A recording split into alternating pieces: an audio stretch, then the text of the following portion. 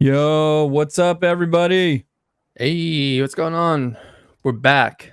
We We were are. gone in Took a little another break ski. multiverse universe, and we were gone, and now we're back. Fuck, that would have been so good, dude, to just get other people to do the show.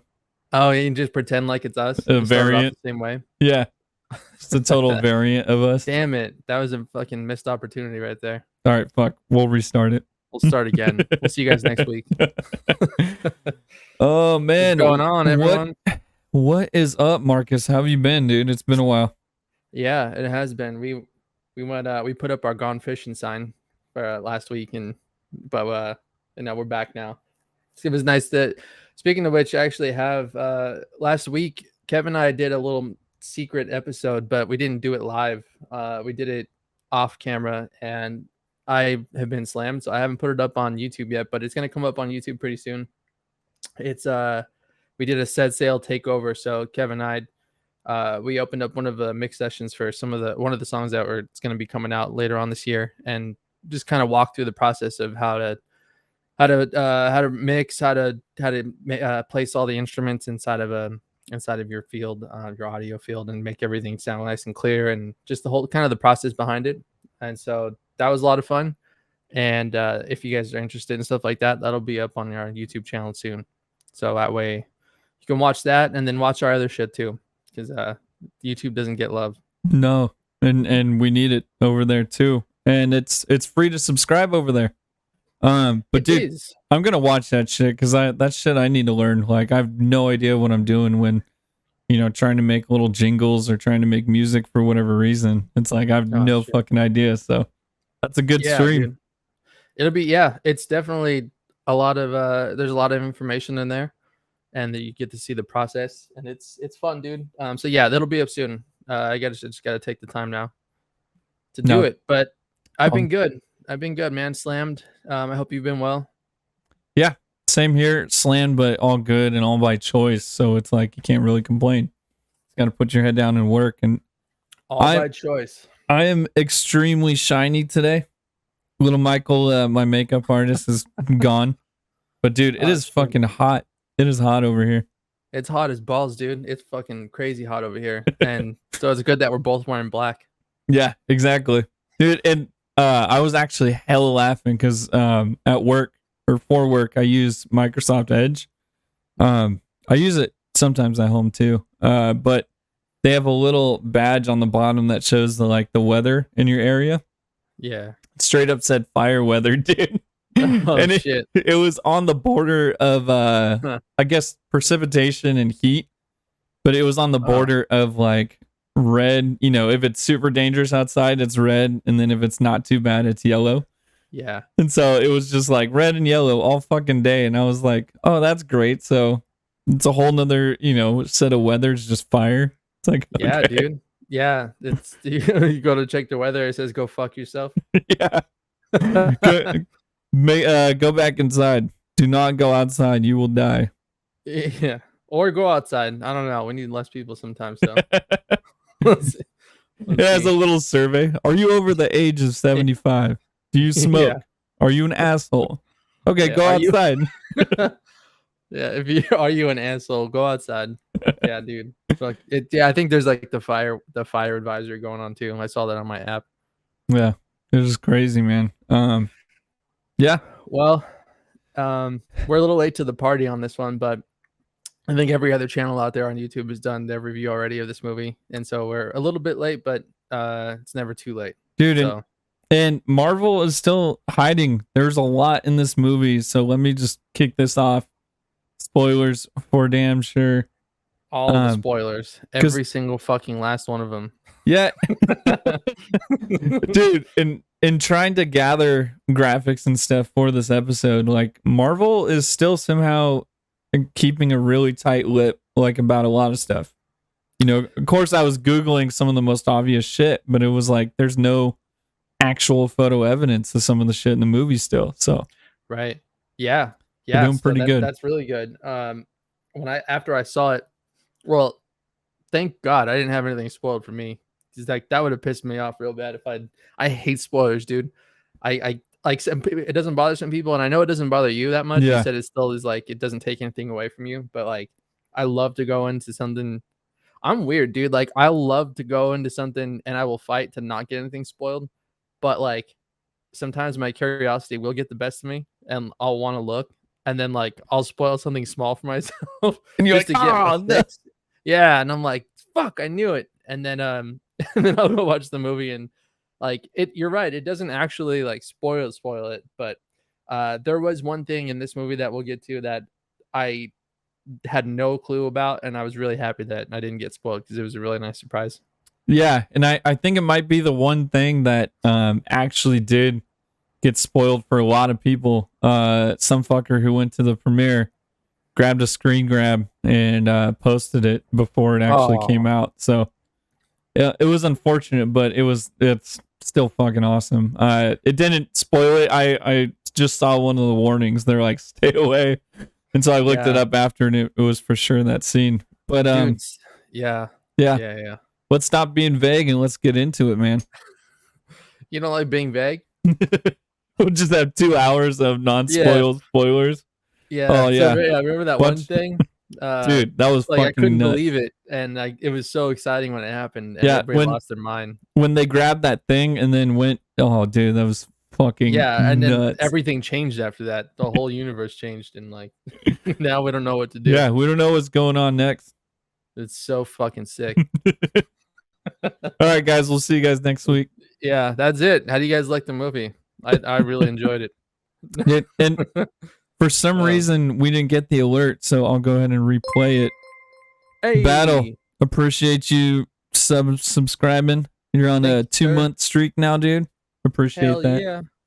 Thanks, buddy. Them gooey vague spoilers. That's what we do. Dude, we're gonna be exactly. It just as I'm gonna try to be as vague as I can this episode. No, I'm not. Let's spoil every single last thing.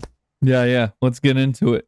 So I think I'll just take this like we do for the retro relapse. We'll kind of just like go over the film. When I was writing all this stuff out, I was actually surprised that I remembered like everything because I saw it the night it came out, so it's been a few weeks, and so like that was one of the things I was thinking about. I was like, fuck, man, am I gonna forget like little things here and there?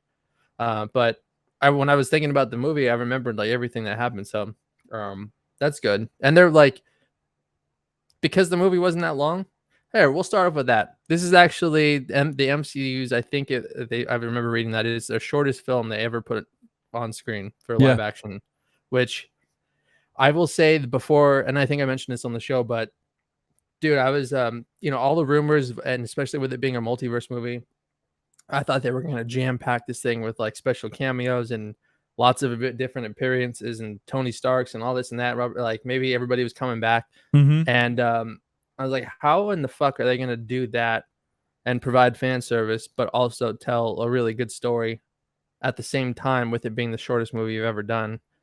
I mean, obviously the multiverse is very expansive, and so you can have a 4-hour movie just talking about multiverse stuff and having an adventure like that. So I thought it was going to be too jam packed, and surprisingly, it was not. Like it was not a huge multiverse movie like I thought it was going to be. Yeah, dude, I totally agree with you. It scared me a little bit because I was like, dude, this is a lot of shit to cover in that little ass time. Oh, thank you, Scarlet1268 too, for the follow. I don't know why it's not popping up on some of them. This is me. We just got to follow. Yeah, 16 minutes ago, a little bit before battle. Shit. Well, that's how we do it here, baby. We thrive under technical difficulties. Exactly. We just roll with it. But yeah, it scared me. We've talked about in other episodes. It scared me when they had that director change to Sam Raimi, and then it scared me again when it was like, I was expecting this movie to be gigantic, and it is, but in every sense, including like runtime. I was like, all right, dude, I'm down for a 3-hour movie. Like, let's fucking go. Yeah, I thought it was gonna be too, and there's gonna be a point I think in the future, and I'm gonna call it now. I think that like all of these comic book movies, because this universe is so huge now, like Marvel's, they've spent so many years, and that's a fucking long-term plan, right? Like to go, I know a lot of the shit's probably on the fly, but I know a lot of it was like written out and like, Yeah, I feel like here it's in a good 20 years we're mix. gonna be here. Yeah. And speaking of which, I know this is a little off topic, but did you see on Instagram or a news article that Kevin Feige, they went on some special like fucking retreat to the middle of nowhere. It's like an eyes wide shut party where they're gonna plan out the next 20 years of Marvel or something like that. Holy shit! No, I did not. Yeah, I wasn't dude. even privy to the knowledge of it existing. So I'm a tier below you, whoever you heard that from. Dude, he just jumps in his little time capsule and fucking shoots himself off and secret meeting in space with Bezos and Musk. Yeah, they're over there dictating the future of the MCU. No, but so yeah, they have these retreat. It's called like a special Marvel retreat or something, and they go and they plan out seriously though, like the next decade or something like that. So that happened. That's sick. But anyways, let's get to the movie, right? All right. Enough bullshit. So, the movie, we get kicked off into it right away. There's no like intro. There's no nothing. There's no build up. We just like immediately the very first scene we're jumping right into some crazy shit that's happening, and it's like this weird universe. It's very cool looking. The effects were cool, and I like the color palette of it. But we get introduced to a new character right off the bat.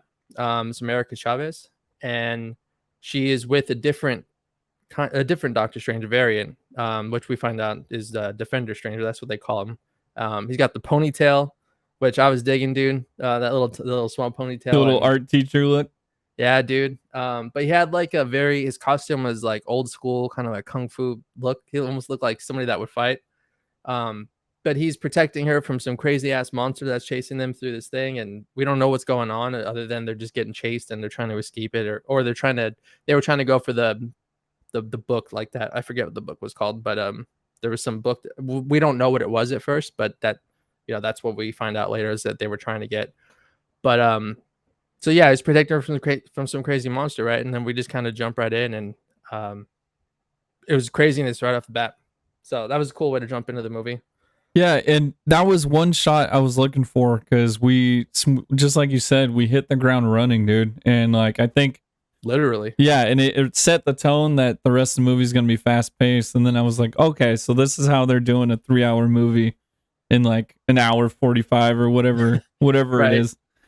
Sprinting from scene to scene, just shoving as much shit as possible, dude. And yeah, it's tight. It's not really shocking because, and I think the environment with Doctor Strange, like all his environments, all the special effects make everything kind of shocking. So it's like totally, you kind of just accept that it's like we meet a brand new character being chased by a bad guy that we've never seen in a place that we've never seen. With somebody who kind of looks like our guy, but he's not, and we just accept it and roll with it. Yeah.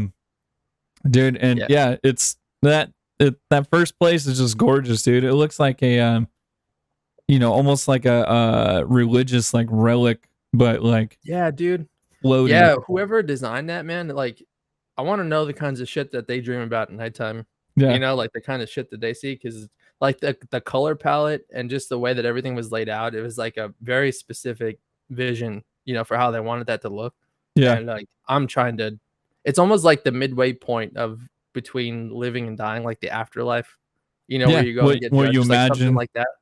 Yeah, it was either afterlife or like really good shrooms or some shit. They were. Oh yeah, dude, but it's just fucking nuts, man. And beautiful.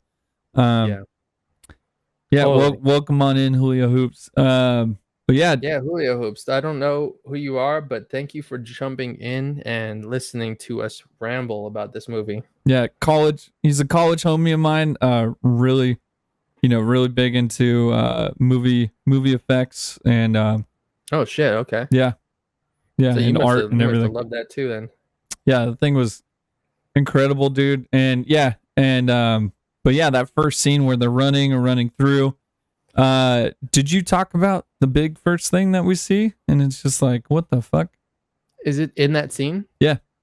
To get vague again.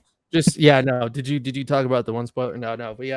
I think they were just at this point they're running, and then like there's nowhere to go at that point. Like they're stuck, and like the monster's gaining on them, and then they're like, well, this is it.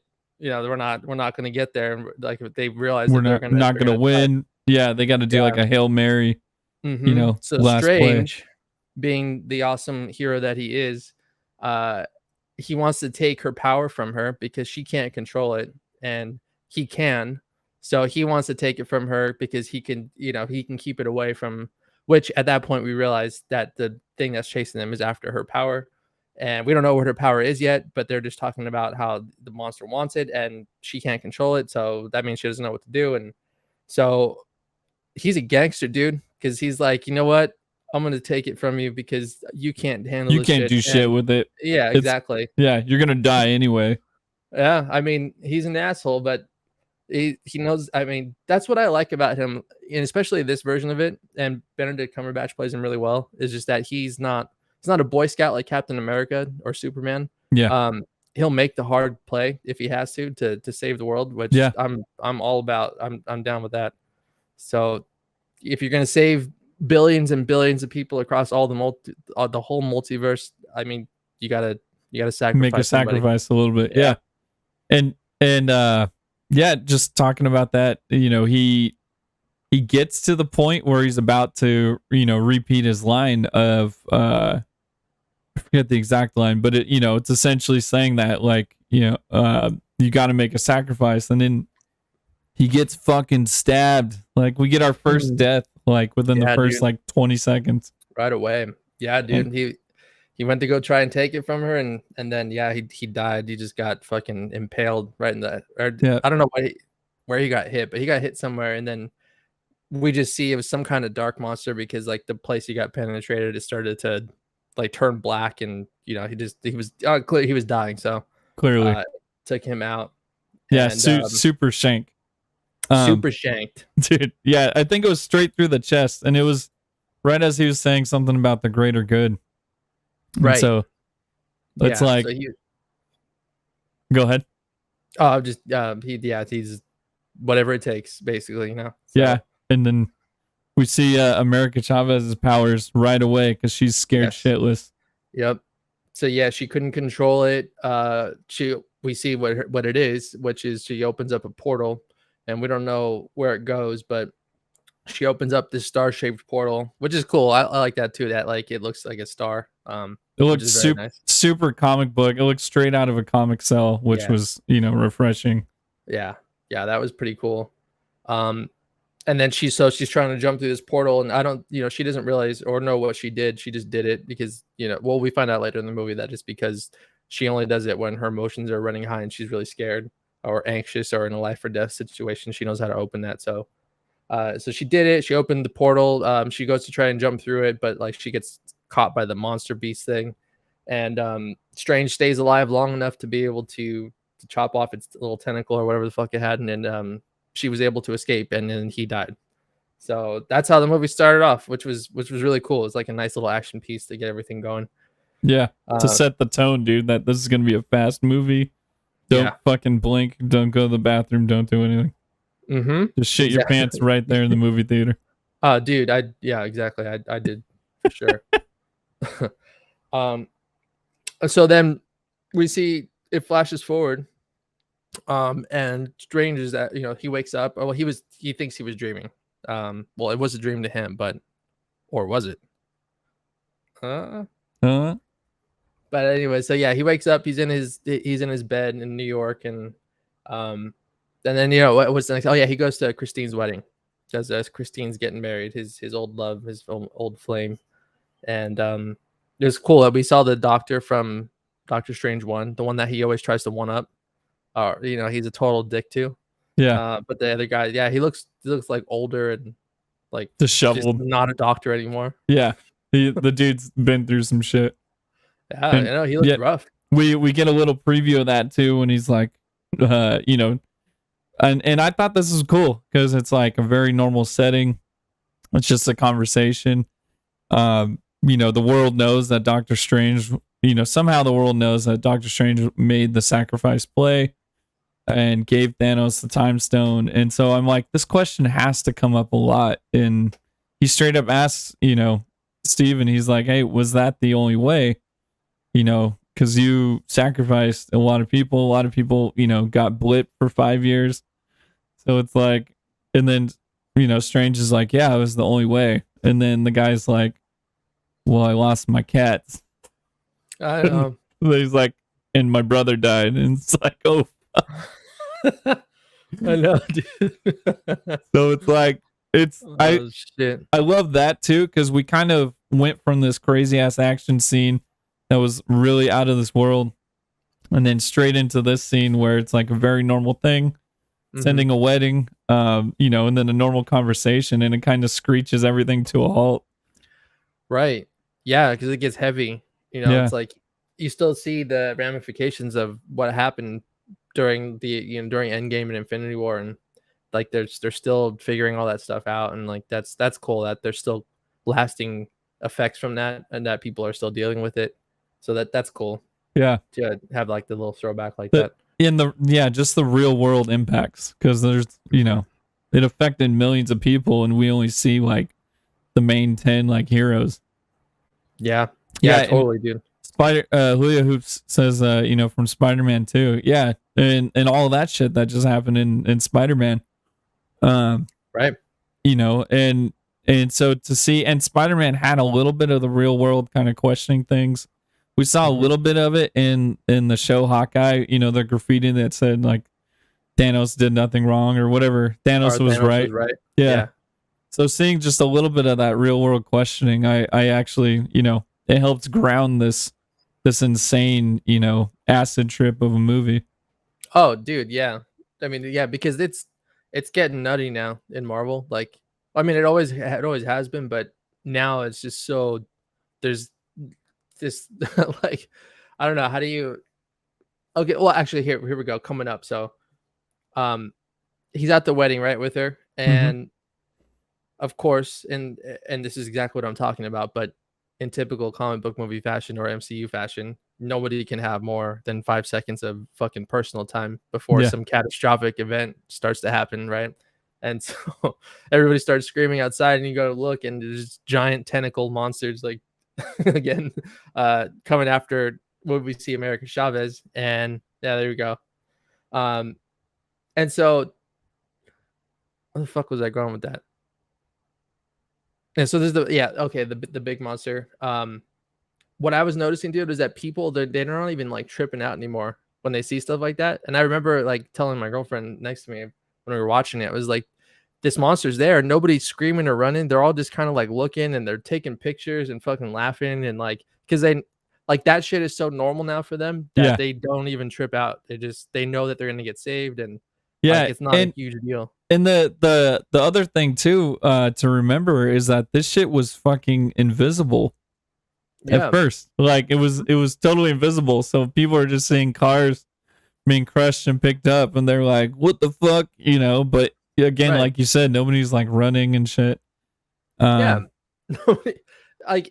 in the first, when you see movies like this and big monsters come, people are freaking out, understandably so. Like I would too. But yeah, now it's just not, and like I noticed it this time. There's just like seeing their reactions and the looks on their faces, and like nobody was afraid at all. So yeah, that would be, it's and that's what I mean when I was saying like everything is so like fantastical now and like set in this universe. It's like normalized. We can just, Marvel's like, well, let's just get as crazy as we want now, because now it's just like it's not a thing anymore. So yeah, nobody's totally scared. Nobody's questioning anything. Nobody's saying, is that too weird? It's just kind of like really going for it. And they know Doctor Strange, so they know like, oh, he's here, we're good. Dude, and I do love that they, this character design.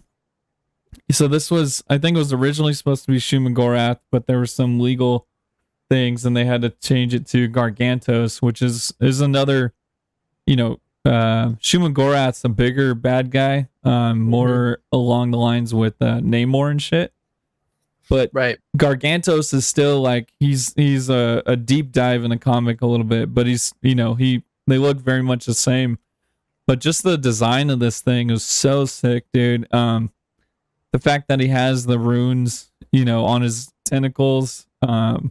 Shit, I didn't even see that, man. Yeah, so the little like tribal patches. Later on, we find out that that's how they recognize that it isn't. He's brought here through either magic or witchcraft somehow. But that's a nice detail, man. I totally missed that. Yeah, it's slick, dude. It's really hidden in there, and they just address it a little bit later. You kind of got to go look back at it. But the way he, or it was like flipped upside down, and the eyeballs still worked, and then the way that they gave him emotion somehow, it's a Cyclops, but they still gave him, that brow. You can tell he's pissed right there. You know what I mean? So just the little things. It was such a sick design. He looks like remember fucking Mike Wazowski from Monsters Inc? Exactly, dude. He looks like him, but like grown up. Yeah, his cousin that's been in jail for 40 years. Oh yeah, the prison tats. Those are prison exactly. But yeah. So yeah, he's so this giant tentacle monster is which also reminded me of Suicide Squad, Staryu. Yeah. Not Staryu, but the big star, Starro. But like, yeah, it was very reminiscent of that for me too. Yeah. It was weird because like that thing was there, but like I didn't feel like the threat of it. It just felt like a really big action piece, just like I was fucking throw this huge monster in there, but like I never, you never really felt like anybody was in danger when it was there. Yeah, because we didn't see any build up, like we didn't see it coming at all. It was just danger, just immediate danger, and like we saw it all from Doctor Strange's point of view, and he was super calm the whole time. So I think totally. Yeah, I think that really sold it to us. That it's like, okay, this is insane, but it's not a big deal, and especially since we just saw another Doctor Strange die and get killed by something else. It's like, okay. So there was a good. I liked the kind of chaotic pace. Where it would be slow and then fucking crazy ass action, slow, crazy ass action. It felt like it went like that through the entire movie. Yeah, it helped make the movie go or feel fast too, faster than it actually was. Well, it was fast for for the movie itself, and then it like the action just made it even more so. So yeah, Strange obviously stops the thing, and this is where Sam Raimi's horror chops come in, because when Strange kills the monster, he throws, what is it, a fucking light pole? Dude, throws a light pole right through its eye. And it's probably like the most brutal thing we've ever seen the MCU do in feature films. Up to this point. The gore, the straight up close gore. It wasn't really dark, but the Sam Raimi's stuff isn't always dark. It's gory. And yeah, the magic hands were sick. We haven't seen Strange do that, where he gets these giant ass hands, and then it's whatever, it's magic, so it's not his actual hands, but then they pulled out that fucking street lamp post, turned it around, and stabbed him right in the eyeball. I know, like, holy shit. Damn. Yeah, it was very cool. Yeah, and almost Green Lantern, like for sure, dude. I was getting that vibe for sure. But it was cool because it also showed us like that Strange, like, okay, this dude's still been studying, because it's like that's some big time shit that we haven't seen him do. Yeah, dude. I mean, in Infinity War, when he said he saw millions of fucking possibilities, like how long was he in there for? And especially like the thing at the end when he's fighting Dormammu too, and we don't know how long he was stuck in that time loop. Yeah. I mean, they showed like kind of flashes of like shit happening over and over and over again, but like how long was he there? Like, yeah, because you were back then when he had control over time, he could have. I was reading something, and I'm not sure if it was confirmed or not, but apparently he was there like thousands. He did that thousands and thousands of times with it. Yeah. So like in those thousands and thousands and thousands of times, he learned. That's how he learned and got so powerful so quickly. Because it didn't seem like long to us, but if he's stuck in infinite time loops, like practicing magic all the time, and like he could just get powerful and no time can pass for us, but like to him, that he got really powerful very quickly. And especially seeing shit in the dark dimension, That's like, dude, like they have no rules down there, so it's like he could be seeing this crazy shit. And yeah, he those hands were super, like, it looked like dark energy. So right, yeah, which we'll get into because that's a big part of this movie. Okay, so after he saves America, and Wong is there with them, and then we kind of learn a little bit. That's where we start figuring out some of her backstory, not a lot, but she doesn't really know anything from her past. At this point, all we know is that she can accidentally open up portals to travel through the multiverse. And so she just, she says, I traveled through universes, and she said something like she's been to roughly, I don't know, it was somewhere in the 70s, I think, so 70 something different universes, and she needs help. So they decide to help her because monsters are just chasing after her, and she doesn't know why. And I feel like for Doctor Strange, we saw this in Spider-Man, but I feel like kids who need help are like his soft spot. Yeah, dude, I know. He's got to stop doing that. He always gets fucked up. So I think they mentioned something like, oh, it was the ruins, right? The ruin symbols on it. Yeah. And that's how they realized that it was witchcraft. It was witchcraft and not magic. Right. Yeah, and just real quick too. So I love, America Chavez, like her, being the first Latina, but then also, she has her comic book story. She has like two moms, and it's just cool to see her, and she's just a kid in a jean jacket. Like, they didn't give her some crazy suit. They didn't give her this like super, cosmic like thing. Like, she's been to all these universes, but like she still just looks like a kid. Right. So I thought that was a really good move, and just a really cool representation. It is a little misleading, that picture, though, right? Because she's doing the the kung fu pose, like she can fight. I thought she was gonna kick ass, but she doesn't know how to fight. She just runs and like she's a child. Just runs away, doesn't know anything else. But that picture makes you think that she can kick some serious ass. It does. But hopefully, we'll see. Hopefully she gets there. Maybe she'll go to some universe where all they do is teach kung fu the entire time. Yeah, we saw it at the end, but we'll get there. Right. Yeah, we'll get there. Okay, so since they realized that there was ruins on this monster, he was like, well, let's go find the best witch that we know, and they're the most powerful one. So he goes to see Wanda, and blah blah blah blah blah. We end up finding out that Wanda is actually the one that was sending these monsters after her because she wants to steal her powers. She wants the ability to travel the multiverse so she can go be with her fake ass kids in another another place. Yeah.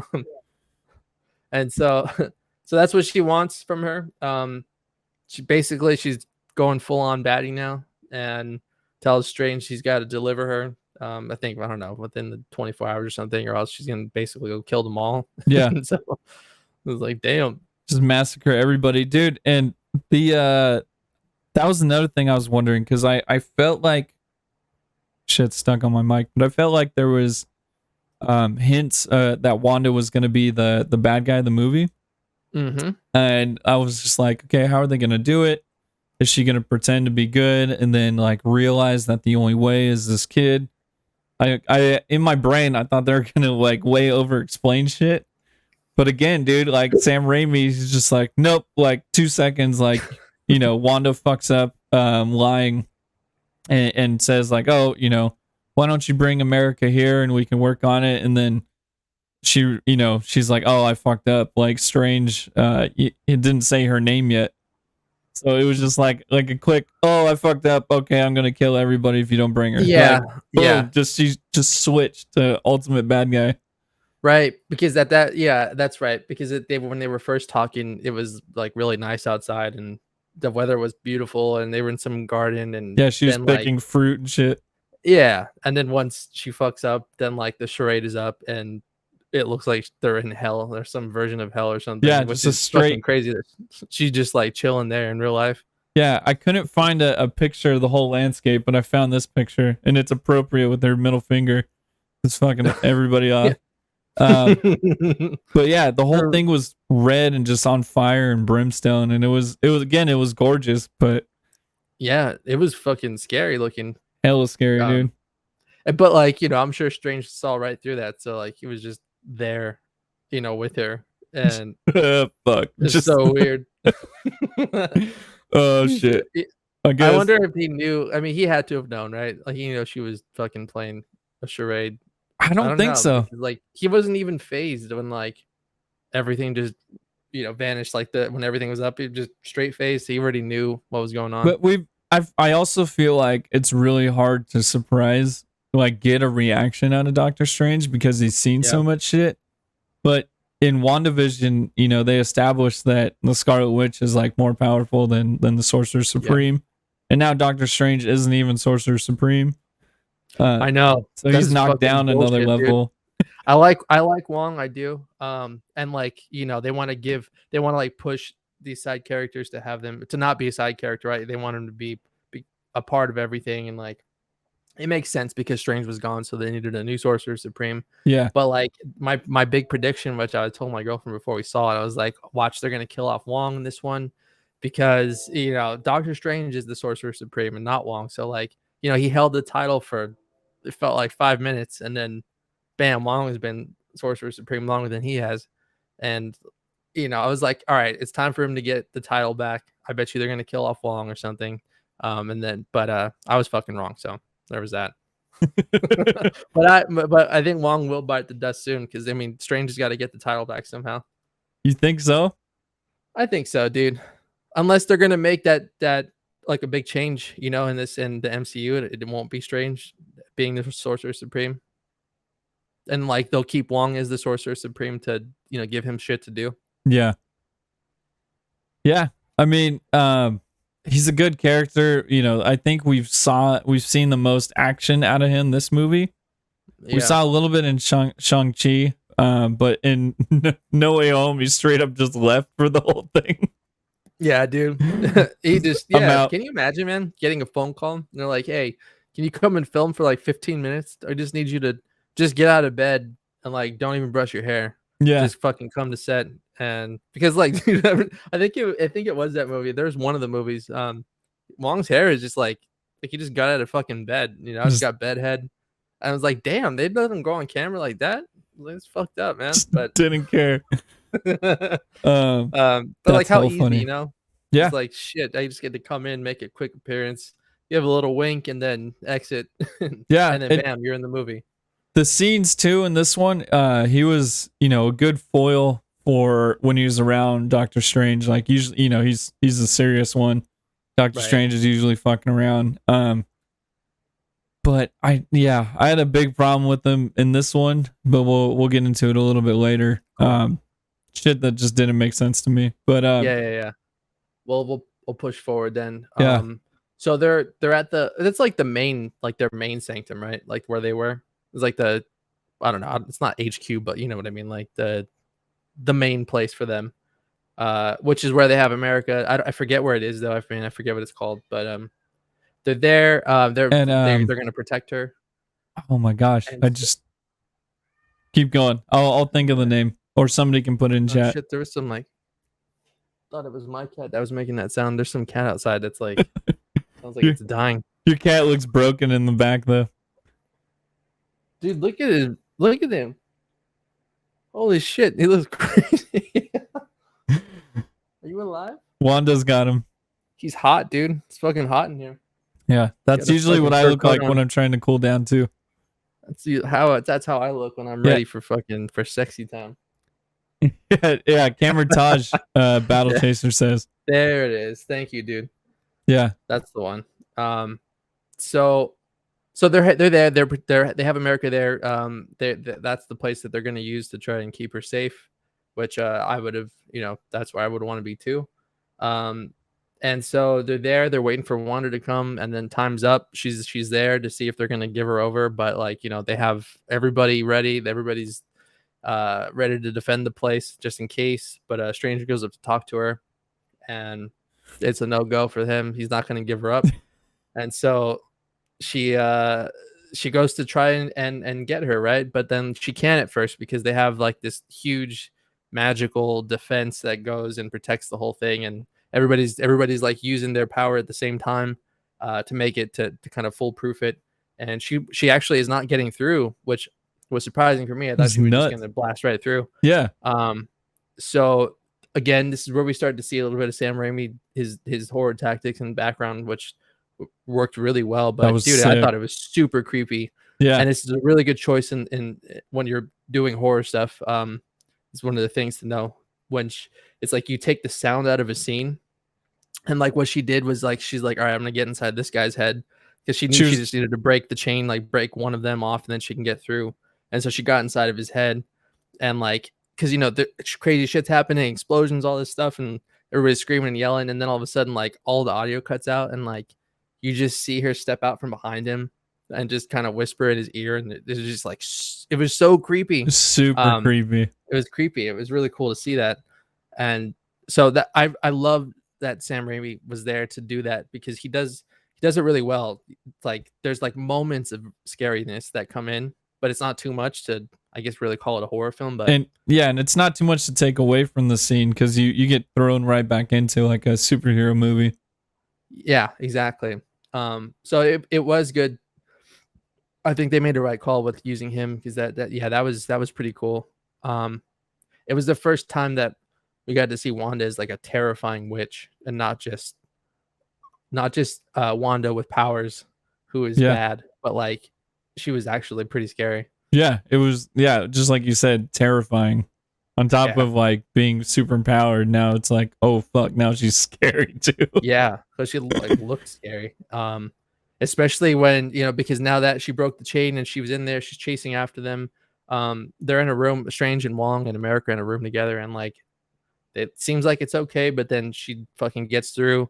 And like how she like crawled out of the mirror. Oh, and it was like, dude, all the bones were creaking. And like, I had never seen anything in Marvel like that before. Yeah, just to back it up really quick, the horror trope that we've seen in a few other Marvel movies. I think was it Spider-Man No Way Home, where Mysterio trapped him in like that mirror. Yeah. Yep. So that was like the kid version of this, because Strange, trapped her in a mini like mirror dimension box, and she had like endless hallways, and then she was like looking closer and she realized it was a mirror. As soon as she realized, dude, the fucking sharp shards that came out after her, she reacted a little bit before, so it's like, okay, it makes sense. She's a super powerful witch. You can see it kind of coming. Yeah. But then the fact that the mirror dimension, she was still trying to push through, all those spikes and shit. And that scary ass tactic of using reflections, I was like, dude, this is some next level, like Freddy Krueger shit. Yeah. Like, holy it was very cool. Fuck. Cause you see there's I slowed it down. I was watching a totally legal copy from home again. Yeah. Just like Batman. Yeah, exactly. They just send me the shit. I don't ask questions. Private screening. That's what we call it. Yeah, yeah. So that way, yeah. Very intimate private screening. It was very intimate. But so I slowed it down, and I think it's Wong or Strange first see the reflection, and then you see like her eye, and then like you see like parts of shit like coming out of like reflections, so they're running around and covering shit up. Yeah. And then when America Chavez like gets fucking curious. She's a kid. She doesn't know what the fuck's going on. So she looks in the puddle, and then that's when Wanda's eye is like coming through. Yeah. So it's like the first one was like her looking through the glass, and then the other one's like her eye like up to the broken glass. That's like, right. I forgot about that, dude. Fucking creepy. And then that's when she starts to crawl out. And she crawls out all upside down and fucked up like some Japanese horror movie. Yep. Like The Ring on steroids, dude. Yeah. I was gonna say, holy fuck. Like Linda Blair in The Exorcist when she's coming down the stairs. And which is still one of the fucking scariest things I've ever seen. Yeah. And the fact that they still call this, a kids movie, but they were doing all this with the lights on, so you could see all this shit really well. I thought they were gonna hide a lot of it in the shadows, and make it, because I think it was rated PG-13, right? Yeah. And so I was like, okay, so they're gonna do a lot spooky shadow jump scare shit. But no, like they straight up showed her bones breaking and like the audio and like her just like rotating around, like we just saw with Gargantos, but it wasn't tentacles, it was her arms and bones. Yes. For like when we hear things like, oh, Marvel's, this is the first time they're gonna do this, or they're gonna try and go dark for this one, or this is gonna be the first horror one, or something like that. We heard that a few times before, and like we never feel like anything has changed really. It's always kind of the same. But like they did market this one as being kind of like their first foray into bringing some horror aspects, and they actually did nail it. And I was very impressed, and I love that because I love horror stuff. So there was legitimate creepy stuff in the movie, and where even I was like, oh shit, like I wasn't expecting that. That was cool.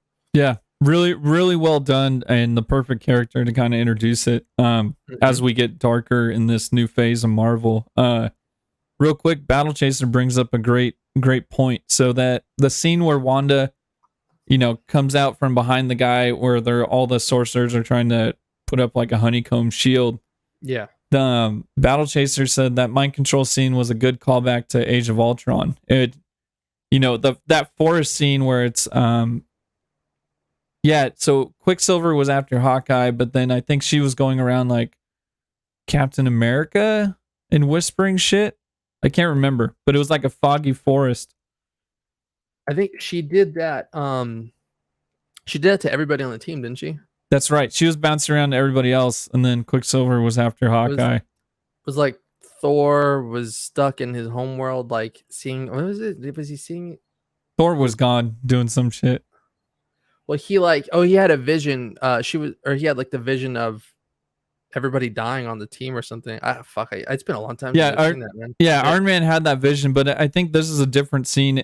I think that one was later, but the one I'm talking about is like this foggy forest where she kind of appears and whispers things and changes shit. But yeah, and then later on in that movie, I think she gives Tony Stark the vision of everybody dying. And she kind of corrupts them like one by one. But she definitely like appeared and disappeared from out behind him. But this time was super creepy because like, we didn't even get a reaction from that sorcerer. He just listened to her and then just booked it, and then because it was like loose. He was moving in slow motion and she was like moving at a normal pace. Yeah. So the effect of that visually, plus like taking all of the sound out of the scene, like sucking all of it out. It was just like really weird because you see all this movement happening and like it's very quiet and he's in slow motion, and then she's like just kind of steps out from behind him, and like it was just weird. It was odd. It was like the kind of shit that you would think, or like I would think of in a nightmare. Exactly. Like that feeling of like being stuck in like quicksand or like not being able to move. Yeah, the weird movement speed differences. Yeah, exactly. That I think that's what it was. Yeah. So yeah, I mean, kind of a long-winded, response to that, but basically, talk about how the horror elements are here and how they definitely delivered for this time or for this movie. And so, dude, hell yeah, I loved it. And so hopefully they can continue that down the road with whatever characters they can do it with. But this was a good place to start, and I was feeling good about it at that point. Yeah. At that point, I understood, and I was like, okay, so Sam Raimi is, doing pretty good bringing in horror. I was worried about him directing, but like at that point, everything went out the window. I was like, okay, I get it now. He's pushing the pace really quick, scaring us, and then keeping us going on the story. Yeah, I love Sam Raimi's stuff, man. Everybody talks about Evil Dead, but like I really love that. That's one of the most classic horror movies I've ever seen. It's like the first one. He was really good at that. Some of the scary shit ever. The sister the girl that gets trapped in there, underneath the stairs, and like you see her face because it's like it's got the little trap door. And, like the face, the makeup is crazy, and I love his style. He does another movie. It's called Drag Me to Hell. That movie is really, really, really good. I would definitely suggest that.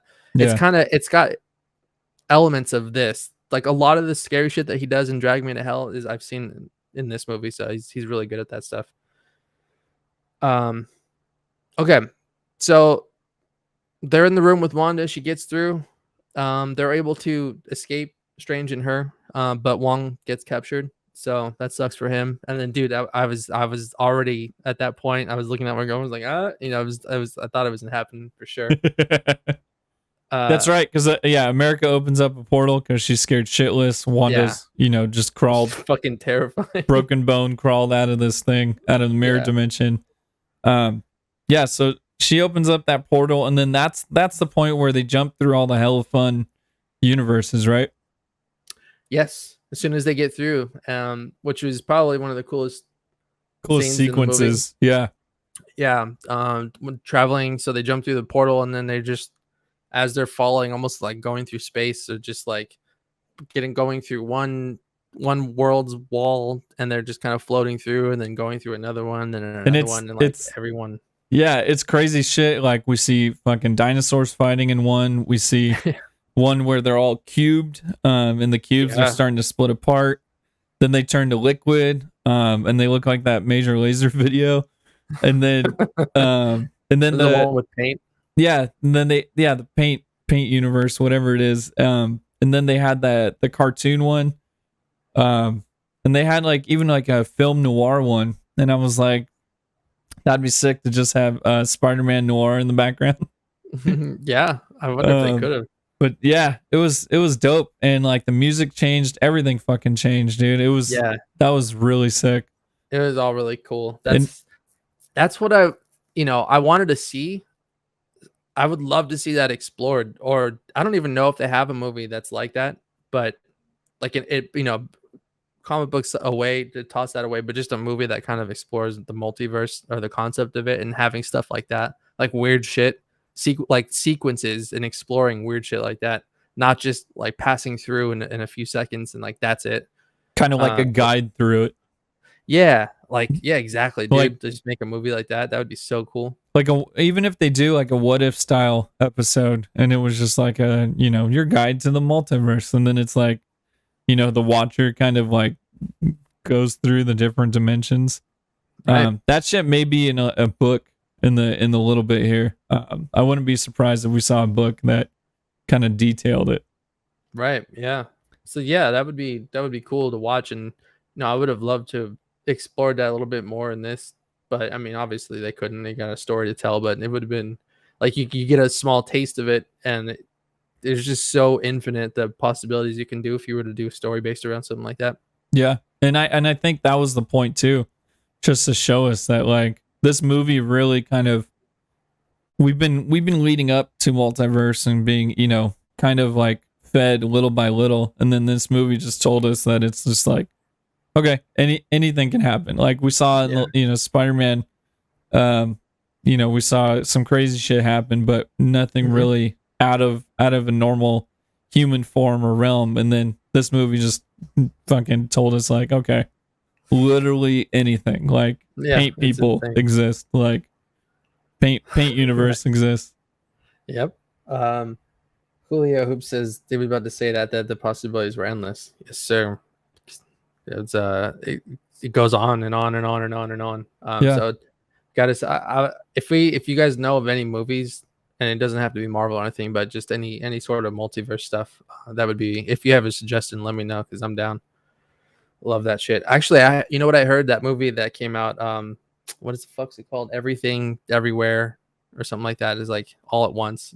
Some weird, I think that's what it's called. Some title like that shit is that? It's about, it's supposed to explore the multiverse, and somebody was saying that it was a better multiverse movie than this was. Dude, so I would be interested in that. That brings up a point. I don't know if we've learned it yet at this point in the movie, but one thing I wanted to bring up was that a lot of this stuff is based on real world possible thoughts. There's a whole movement behind thinking where dreams are windows into ourselves and other universes. Yeah, totally. Which we see throughout this movie. And then all this, the multi-universes existing simultaneously, but also existing on top of each other, which we kind of discover in the future of this movie. But all that shit is based off of real real possible thoughts, where people just there's a whole following behind all these crazy things, and it's oh shit, there's nothing 100% proving it not to happen. So it's like, fuck, dude, that's I know. That's when your brain just fucking blows up. It's wild, huh? Yeah. So that movie is called Everything Everywhere All at Once. And here, this is just one sentence, but here's the concept. It's when an interdimensional rupture unravels reality, an unlikely hero must channel her newfound powers to fight bizarre and bewildering dangers from the multiverse as the fate of the world hangs in the balance. That sounds like this movie. Yeah. It's got really good reviews. I heard it was pretty awesome. So I need to check it out. But where are we at now? Okay, so after they have their foray through the multiverse, they land on a different Earth, and it looks like the one that they came from, but just like a little bit different. Way actually, more nature. Yeah, it was like beautiful looking. Yeah, nature's kind of overgrown everything and taken like a lead. Right. But it was like very technology based too, right? It was like there was structures, but there was a lot of green too. So they must have like figured out how to keep a sustained like environment. And yeah. And there's little details in there where it's like all the people walking around were in very natural colored clothes. Mm-hmm. And so my brain was like, oh fuck, is this where like global warming was taken seriously? So they changed and they stopped dyeing their clothes. They stopped wearing super, printed shit, and just there's a bunch of little shit. But yeah, it looked like more, they were forward in technology, but also forward in like respecting nature. Cause there was like green ivy all over these buildings. The rooftop was the same Sanctum Sanctorum, but it was all covered in grass and like natural plants and everything. So I was like, fuck, is this a more harmonious like world? Right. And like ideally, which we would get to a place now where the people are so smart now and like technology is so advanced that they would be able to figure out how to do something like that. Yeah. I know it's very the idea behind it is a little outrageous, but that's what I was thinking when I saw the movie. It was like, oh, maybe they were so advanced that they were like, here's how to grow this. This grows exponentially because we know how to create life or sustain it or whatever. And like, we can't fix the problem now, but like maybe if everything advances to that level, then like maybe somebody could one day reverse it. Yeah, I don't know, some shit. But yeah, hopefully somebody is that smart. How did you like? Julio Hoop says it was the Ultron influence. That could be. Oh right, that's right. Because we don't know that yet, but yeah, they're on that Earth. That's very true. So that's probably how it started. Ultron was successful. We'll talk about that in a second. But yeah, it's coming up. How did you like the introduction of, in order for America to kind of show that she was more knowledgeable about the multiverse than Doctor Strange, we get this little thing where Doctor Strange steps off the curb when the light turns green, but in this universe, like, green actually means stop, and so like, I like that, dude. He almost gets hit by a car. Yeah, it was like it added some fun to it.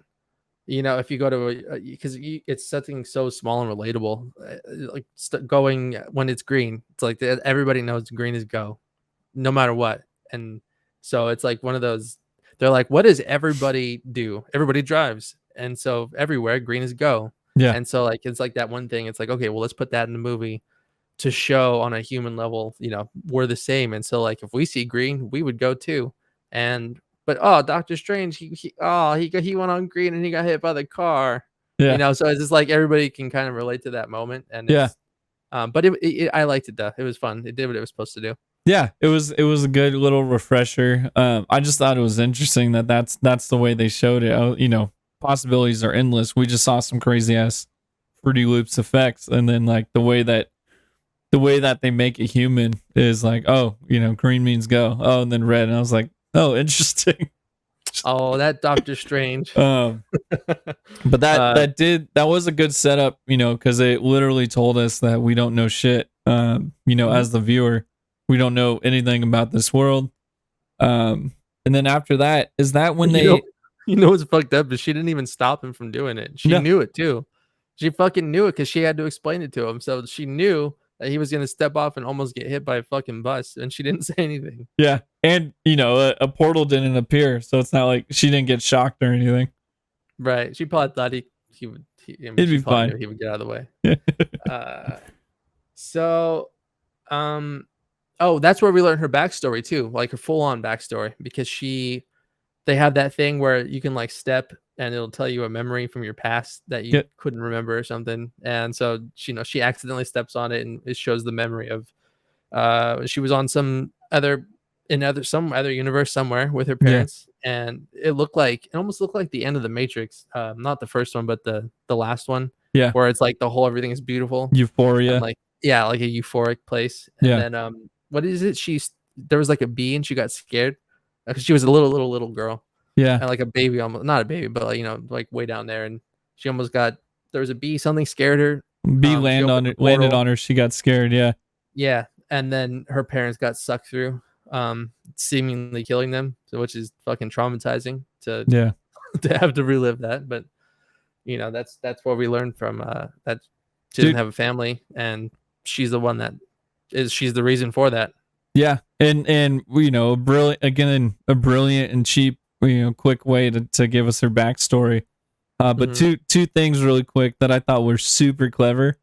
I don't know if that memory thing exists in the comics, but that shit was a literal memory bank. I was like, so fucking good, dude. Just so good and so simple. Bank. And then the other thing that I don't know if it's an Easter egg. I don't know if it's connected at all, but in my brain, it got connected. So Wanda's shit has been hexagons. Like her, she puts a hex on the town. On the outside, you see a little hexagon. You see in a lot of her magic and shit. Even now on her costume, I don't know if it's in this photo. Oh, you can kind of. She has like a diamond hexagon shape on her necklace, or that's kind of more the Mind Stone. Right. But a lot of her shit's hexagonal, like a fucking honeycomb. So I was like, is this bee kind of like foreshadowing? Not foreshadowing at that point, because fucking Wanda's clearly after her, but is it connected? Who the fuck knows? That's as deep as it gets, man. Right there. Deep extending the A4. All right, we'll see you guys next week. That's all we got. Dude. I don't even I may never have an answer for you on that one. Yeah. That's heavy. Yeah. It clicked like a little bit later. I was like, oh shit. But it was, it's cool to see the fucking,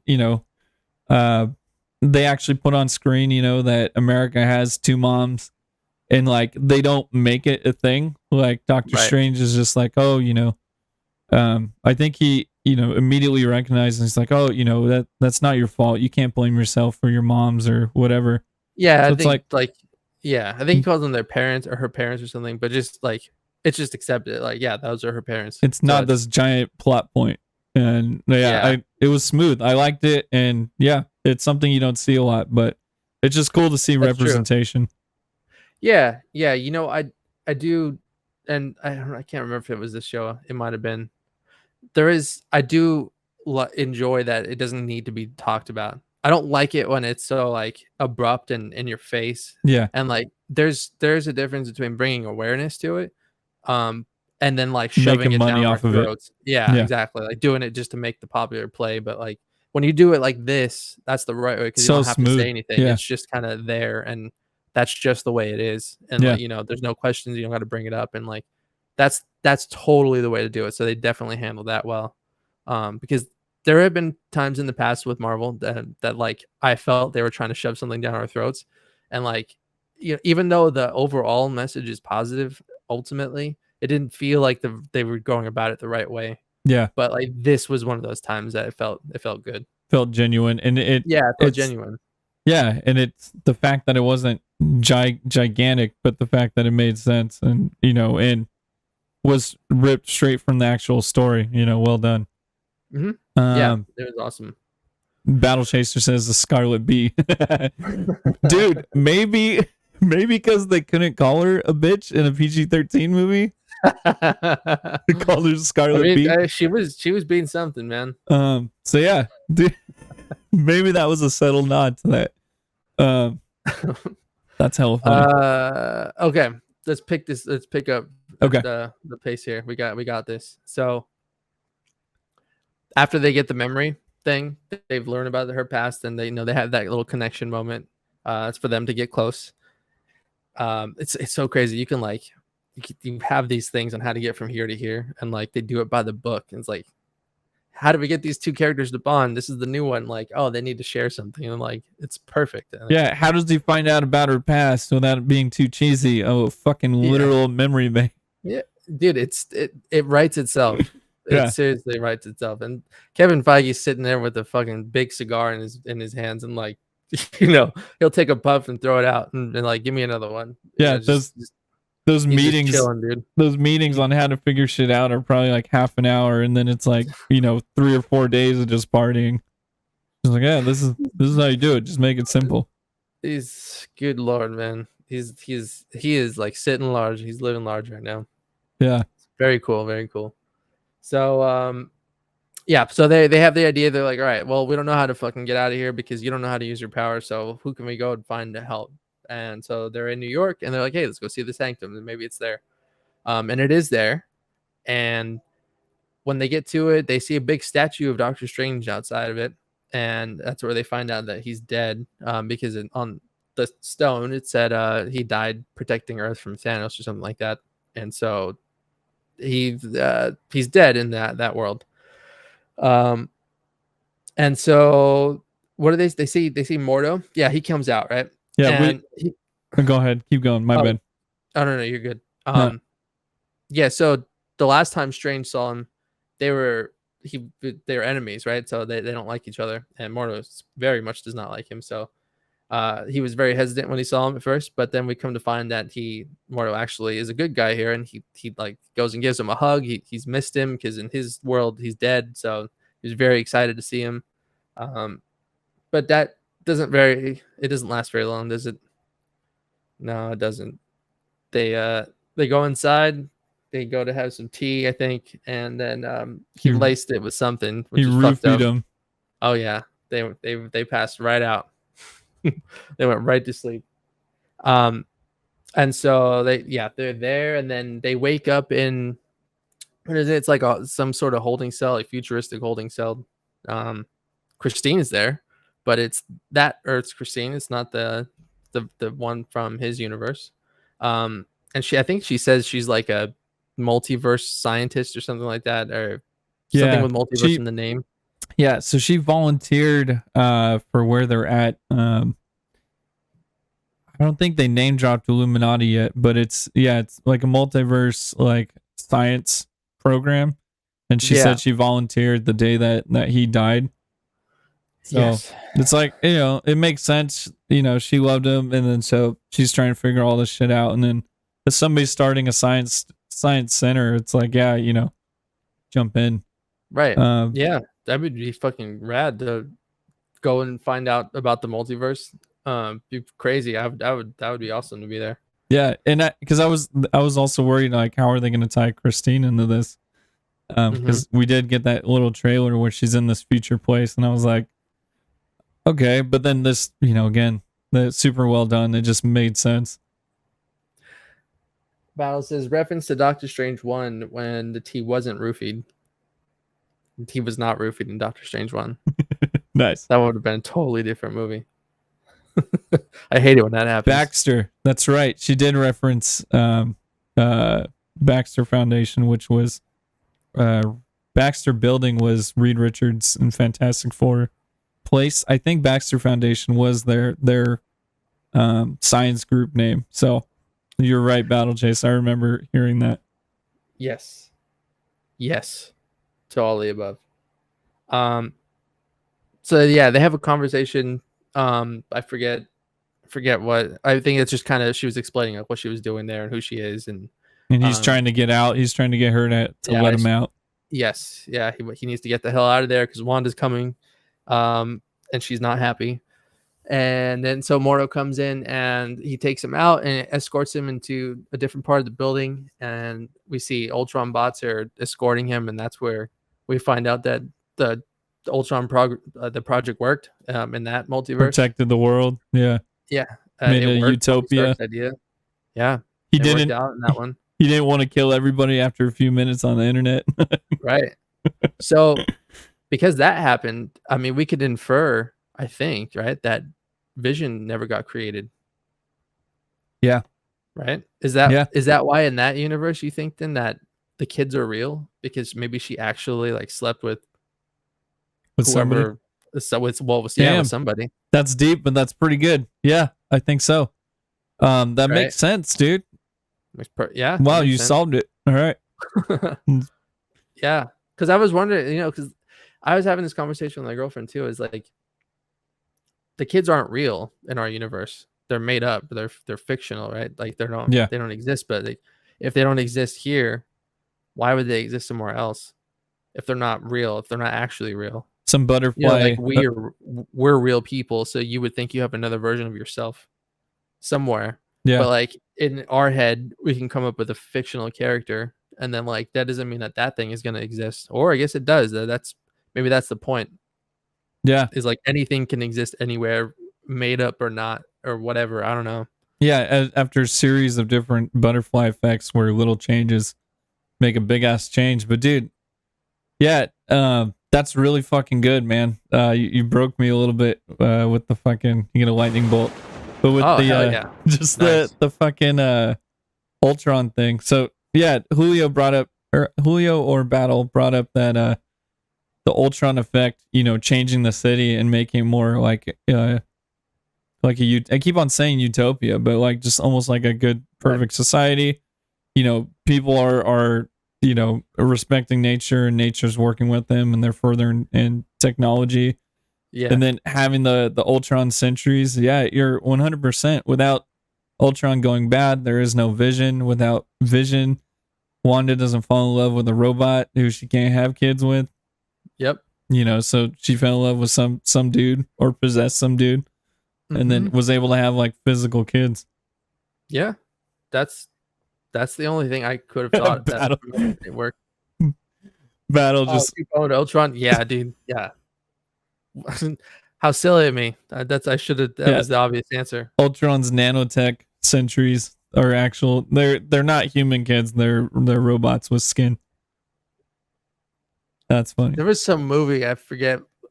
Fuck man, I forget what it's called, but it's weird. It's like an android, right? And like, but it looks human, and it almost has real human emotions, and you probably couldn't tell. Terminator, but no, it's not that one. But like somebody falls in. If it's a guy, and then like there's a girl that falls in love with him or something. Oh and shit! It's like weird though. It was not a porn, I promise. Although I think. I don't know. No, it wasn't a porn. Was it Rule 34? The porn probably exists of it. No, it was not Rule 34. It probably is a porn also, like Tom Bean. That's hella funny, dude. Yeah. Okay, so we're back on track. Yes. It's a big moment. I know, dude. Yeah, this is a big one. It's coming up. So, yeah. Strange goes inside this big fucking room. It's like I don't know. I don't even know what to call it, dude. It was pretty cool looking though. It was just like a giant, almost like a court, like people looking down upon you. Straight up intimidating ass court. It's all these cool, and again, straight out of a comic book or a superhero cartoon. Yeah, dude. All these cool little entrances. Yeah. The Illuminati will see you, and then my bad. The design of I don't know, it's like a temple or something. It almost looked like a temple. Like really high and angled. These giant ceilings, and like it was just perfect. Like there was no way for people to get to them because they had like that pit down on the bottom. Yeah, there's a straight moat, like a 21st century moat, dude. But like nobody would be able to get up there to get to them. That building, I don't know if it was shot there, but it's based off of some like art gallery, I think, like Europe, European country. So it actually does exist, but it there's no thrones and shit up there. It's like a straight up museum or something. So Beautiful, cool architecture. Yeah. Well, I gotta go to there because that shit was awesome, dude. You're just you're in the lobby and you're like, damn, this is where that fight went down. And they're like, there's like all this expensive art on the wall, and you're just looking at the floor. Yeah, I'm like, holy shit, dude. This is fucking sick. That's how Marcus got arrested in Europe. Yeah. He said something about comic books. I don't know. All right, so if you've gotten this far, you probably don't give a shit about spoilers, but just again, this is happening now. So yeah. So Strange is in there, and we see that he is standing in front of the Illuminati, and I'm really excited that they finally got to that because it's so big in the comic books, and like, you start to think about how they're going to put it together, especially like the people involved in them are not even actively, most of them are on screen. Yeah. So to bring that up now is exciting too, because they're going to start to be able to do those things. And so they start to pan one by one. We see who's on the Illuminati, and obviously besides Mordo, which we find he's the Sorcerer Supreme in that universe. So there's him. Next one, which I didn't know who the fuck this was at first, dude, but Black Bolt was there. Yeah. I didn't watch that show, dude. I actually went back and watched it probably like a year or two ago. I didn't watch it when it was like fresh and active. Oh shit! But I really liked it, man. But I didn't like it as like, the MCU now. It was definitely a cheesy, almost CW DC show. Yeah, almost to that painful point. But I'm a sucker for the dog in the Inhumans. What the hell is his name? But he's this giant fucking teleporting. He can teleport people, to and from different places on the planet. The dog? Yeah, he's a giant bulldog. What the fuck is his name? Lockjaw. Well, Battle says I missed nothing, so there's that. Yeah, so I didn't think so, dude. I like when I saw previews for it, I just was like, you know what? I'm gonna skip this one. Dude, look at that dude. If you can see it on screen. So he's gigantic, a big ass bulldog. And like it's kind of like a Game of Thrones situation where there's a girl that's his owner, and so she's like, oh, go grab so and so, and then the dog's like, okay, and then just fucking disappears. It goes to wherever that person is, and then like kind of like nods, and I think telepathically he talks to them, but he brings. Does it talk? Yeah, not like on the show. I don't think they had him talk. I don't remember, but he brings people back. So like seeing this giant fucking bulldog like teleporting, I'm like, okay, like instant, like I'm super down. Like this is dope. Yeah, it's got that element of weird that you like. Yeah, and Black Bolt is super important in the comics.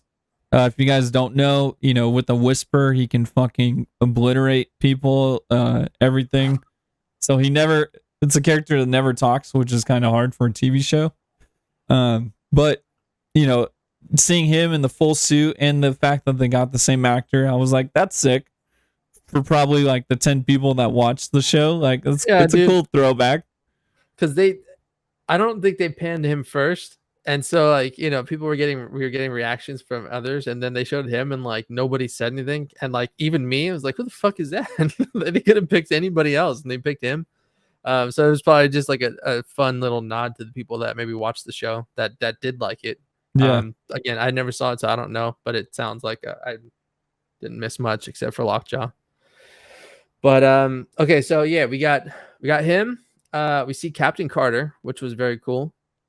And again, they got Haley Atwell, and she's been the character since day one. So to see her yoked out in that suit was sick. Yeah, it was very cool, and I got we all got the feel for that when we saw the What If episode, which I really enjoyed that episode actually more than I thought. Yeah, and so it was cool to see her. She got a nice reaction. We see Captain Marvel, but it's not Carol Danvers. It's her friend from Monica Rambeau, right? Yes, Miss Rambeau. And she looked cool. So now that we see her in the suit, a lot of people were speculating when they saw the image like months and months and months ago. They're like, oh, that's Iron Man. That's gonna Tony be Stark, fucking or yeah, not Tony Stark, but Tom Cruise Iron Man. yeah. They're like, dude, it has to be Tom Cruise. It's definitely Tom Cruise. And like they couldn't be more wrong. It's a Yeah, black woman. It looks nothing like him. not a white dude, a black woman. Yeah. Dude, honestly, I was stoked to see Tom Cruise in there, but then I was just like, okay, this makes a lot more sense.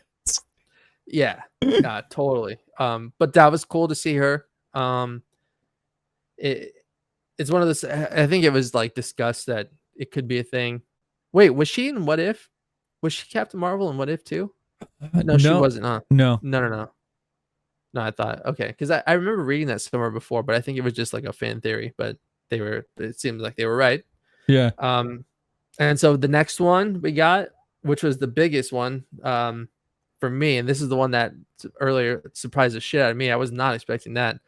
Was we got Mr. Fantastic and fucking John Krasinski. They got him to play the role, and that was so sick.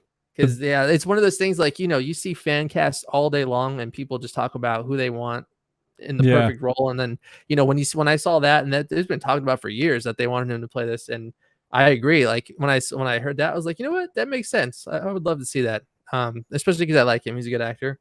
Yeah. And they talked about it for so long, and dude, I didn't even think. And well, when they said the Fantastic Four movie again, you just see it online all day long. They're like, oh, we got to get him to play it, and I was like, I don't know if they're gonna get him, but like I hope so because that would be so cool. He just looks the part and he's got he just has it. He's like Chris Evans for Captain America is like perfect for that, and he's perfect for this role. And so when he showed up, I was genuinely, that was like the first time I've been like that surprised. Yeah, because I definitely had no idea it was coming. I didn't even think about it. And that was the one big spoiler that somebody fucking ruined after the premiere. There was somebody recorded that clip and put it up, and like I didn't see it. Thank God. I just saw the people saying, "Don't go here. Don't watch this." It's a major spoiler. I don't know if any actions are going to come from it, but I feel like Marvel, seeks you out and like kills all your animals or does something for crazy shit like that. He's fucking dead now. Somebody should check to see if he's alive. He's missing his big toe. It's fucking Kevin Feige. He's smoking his big toe. But dude, and today also I actually heard that they were gonna get somebody else, and like John Krasinski wasn't the first choice. I was like, the fuck, like what? Yeah. The only way he wouldn't have done it is if he wouldn't have done it. It wouldn't be because of them. Like Marvel is what I mean. Meaning like the only way he wasn't going to play this is if he said no. If he chose not to. Yeah. Yeah. Because I think that was going to be his no matter what. Yeah. And just thankfully he said yes. And thankfully they were able to keep it airtight for as long as they did. Dude. I didn't fucking know. So it made it all the way to release day for me. And I wasn't even awesome trying to avoid spoilers. I just didn't get it spoiled, and I didn't think about it. I tried not to go too deep into it on this one, so that way if anything like this did happen, then I would be really surprised. Yeah, and it was definitely worth it. So I'm pissed for you that it got ruined, dude. Because so it didn't ruin it for me there. But since it's been out and I just watched it yesterday, just seeing more John Krasinski shit pop up, I just had a feeling, but. Still so sick. And the way he came in, this little like square portal, and he just drops down. And like the only time we've seen something kind of like that was the TVA, and so it just shows you that like this dude's like technically like on another level. But yeah, I think he needs to be, because we see variants played by the same actors, and then some of them be a completely different actor. I think they should just keep him, dude. And he's just, because Reed Richards was always older in most of the comics. Yeah. So I think he's still fine with age, like to go for a while. Yeah. I mean, he just got that, well, apart from looking just like him in the comic book, like, I mean, that's huge, right? Like that's the look, but also he's got this like vibe and personality and like face where he's like really kind. He's got a kind presence and like really calm. and really smart and really like, like you can handle yourself through any situation, very intelligent, but like also be a badass too. And he's done things like that as well. So he can do it. So that, yeah, dude, fucking super stoked. And that was awesome to see. Yeah. And Battle's saying, he just feels like he was doing a voice, like the voice Jim Halpert used when pretending to be Dwight. I I got that, Battle, but I chalked it up to me not seeing, because we see him in A Quiet Place in a serious role, but he doesn't talk that much in that movie. And a lot of it's him whispering. So I feel like this is the first time we see him, and I didn't watch any of the Tom Clancy um those action shows that he was doing. I didn't see any of those. But I chalked it up personally. I see what you mean, Battle, but I chalked it up to me just like not being used to John Krasinski trying to be serious. But the thing I think would work too with Mr. Fantastic is being a little bit kind of like not snarky, but kind of being like a comedic like asshole a little bit. So like we've seen him do that as Jim, just to be, forget the term, but just to be, like a matter of fact, like and he is like way smarter than a lot of these people, but you can see him kind of fucking with these people too, like and still keeping that straight face. So I think it'd be good. Yeah, dude. And it's hard to tell because there's variants, like he could have a different variant and be that person, or like just because we saw him that way here, it can be a different version of himself somewhere else. So we'll see, dude. But real quick too, not to stay on this topic too long, but the other cool thing that's coming out is because he directed and acted in Quiet Place. That movie did really well. It was super cool. The director for Fantastic Four dropped out, so now there's a lot of talk. Why doesn't he just direct and act in it? So yeah, I would enjoy that. I don't know. He just did Quiet Place. He was really good in that. That movie was good. Yeah. So I'm down. I think he could do it. And I think it'd be dope. Hell yeah, man. So that was huge. That was a lot of fun to see that go off like that. And then we get the last one, which that also got a really big reaction too. But hell yeah, man. We got Professor X came through, bro, and the one and only Mr. Patrick Stewart was he reprised his role. But dude, he's the man is looking old. He's looking tired, if you know what I mean. Yeah, I think this was a send off. Absolutely. But dude, his hover chair that he came in on is the one from the animated show. Yeah, from the 90s. Yeah, and then, go ahead. Oh yeah, go ahead. No, go ahead, dude. Did you notice the music? This is the only fucking image I could find, which we saw in the trailer. But yeah, the music was the fucking 90s X-Men, dude.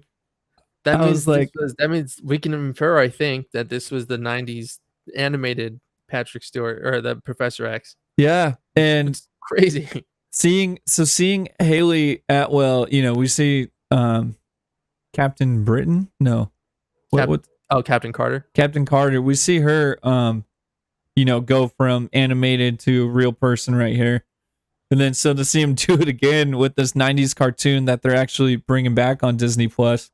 And like he actually has the green suit, which is the same fit that he wore, the green suit with the blue button-up shirt. And the fact that like in even like his stiffness, which I was like, why does that look weird? And I thought about it, and it's because in all the other movies that we see him, he's like moving, right? Because he's in a wheelchair. But this chair is like straight up hella tall, and he's just like like we see him come in sideways and then he turns with the whole chair, dude. Yeah, dude. So I was that's the cartoon. That's it. Michael Keatoning, the fucking Batman. He's got to turn his whole body. Exactly. I fucking love that, dude. And the fact that they used the intro, the music. Hell yeah.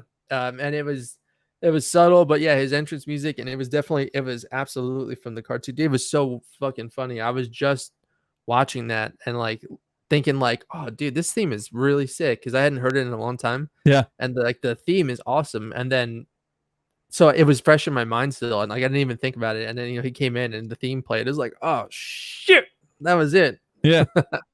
Fucking. So yeah, it was awesome, man. Yeah, so much fan service in like 2 minutes. It was insane. Yeah, dude. I know it was it was a lot. Just like the constant one after the other Yeah.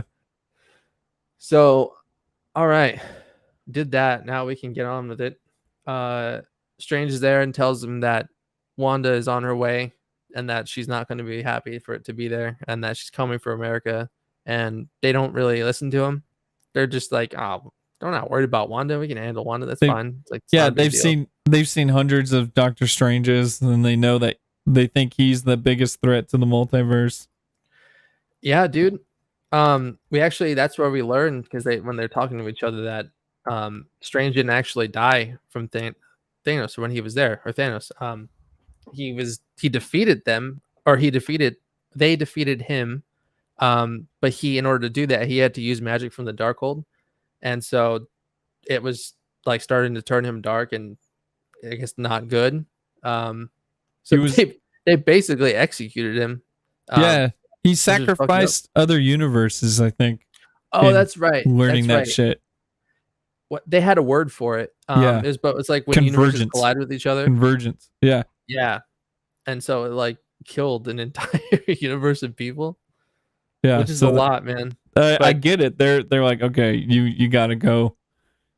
But like he had to, or else there would be nothing. Yeah. So it's another tough decision on top of a tough decision. So yeah, dude, they like. I like how when we are following our Strange, that you see him make those calls on a smaller scale, and like. And I just talked about it in the beginning of like, oh, I like that he's like that because he'll make the tough play to win and to save everybody. But like, so they had that in the beginning, and then this was like a grand scale one. Like, how if you are always that way, what is the worst possible outcome? And like, yeah, sacrificing an entire universe worth of people and life is a huge call. Yeah. So. It's kind of fucked up that they like executed him. Black Bolt whispered, Black I'm Bolt. Sorry. Yeah, because they were, friends. It's not like he was a bad dude. He just had to. So it's crazy, right? Because like they're all still alive because he made that play, but like they're gonna kill him for doing that too. No, just an interesting kind of like devil's advocate for why they should not have executed him. And the fact that they chose to give him like a hero's like. Back at their Earth, like he has a fat ass statue and he's being heralded as the hero, the one who died in the Thanos battle. Yeah. So it's like, and at this point, we see, okay, our universe, right? He came back. He made the sacrifice play of sacrificing himself, and then he's still alive, and the world's saved from Thanos. But nobody's like we saw it in the very beginning, like nobody's really too happy about it. Yeah. And he's there to be like, to have everybody question. But this other universe where he's not there and like he sacrificed other people rather than sacrificing himself, all these people are like, like, oh my gosh, let's build him a statue. He's this hero. And it's like, it makes you just fucking think about shit. Yeah. That's a good back and forth. It's like, you can talk about both sides and see reasons for both. And so it is really interesting. That decision that they came to also is just cool that they did that. That was nice. So yeah, he and then they're not dealing with the Wanda thing, and then what happens? Wanda shows up, right? And she's pissed. And so she it was the craziest shit ever when all of this was happened within that small time period. Yeah. It was a lot. But did we skip Wundagore? Did we skip Wong? I probably. It was like a side quest. It was a side time. Yeah, they were bouncing back and forth. So that was one problem I had with Wong. So this is all what we've been talking about has all been happening with America Chavez and Doctor Strange, right? Mm-hmm. And then back in our world, fucking Wong is chilling with Wanda. You know, in the Darkhold, the magic book where Wanda's, you know, using all these spells to try and search for America is there. And so we see one of the surviving sorcerers from her attack try to stab the book. But then she dies. Wanda wakes up and like for some reason at that point, I think Wong decides to save, you know, whoever's surviving and just tell Wanda like, oh no, they did destroy the Darkhold. So Wanda didn't have her spells since Wanda was about to wipe out all of the fucking sorcerers. And so Wong decided like, nah, save these people who have dedicated their lives to try and protect and have already seen a lot of people die.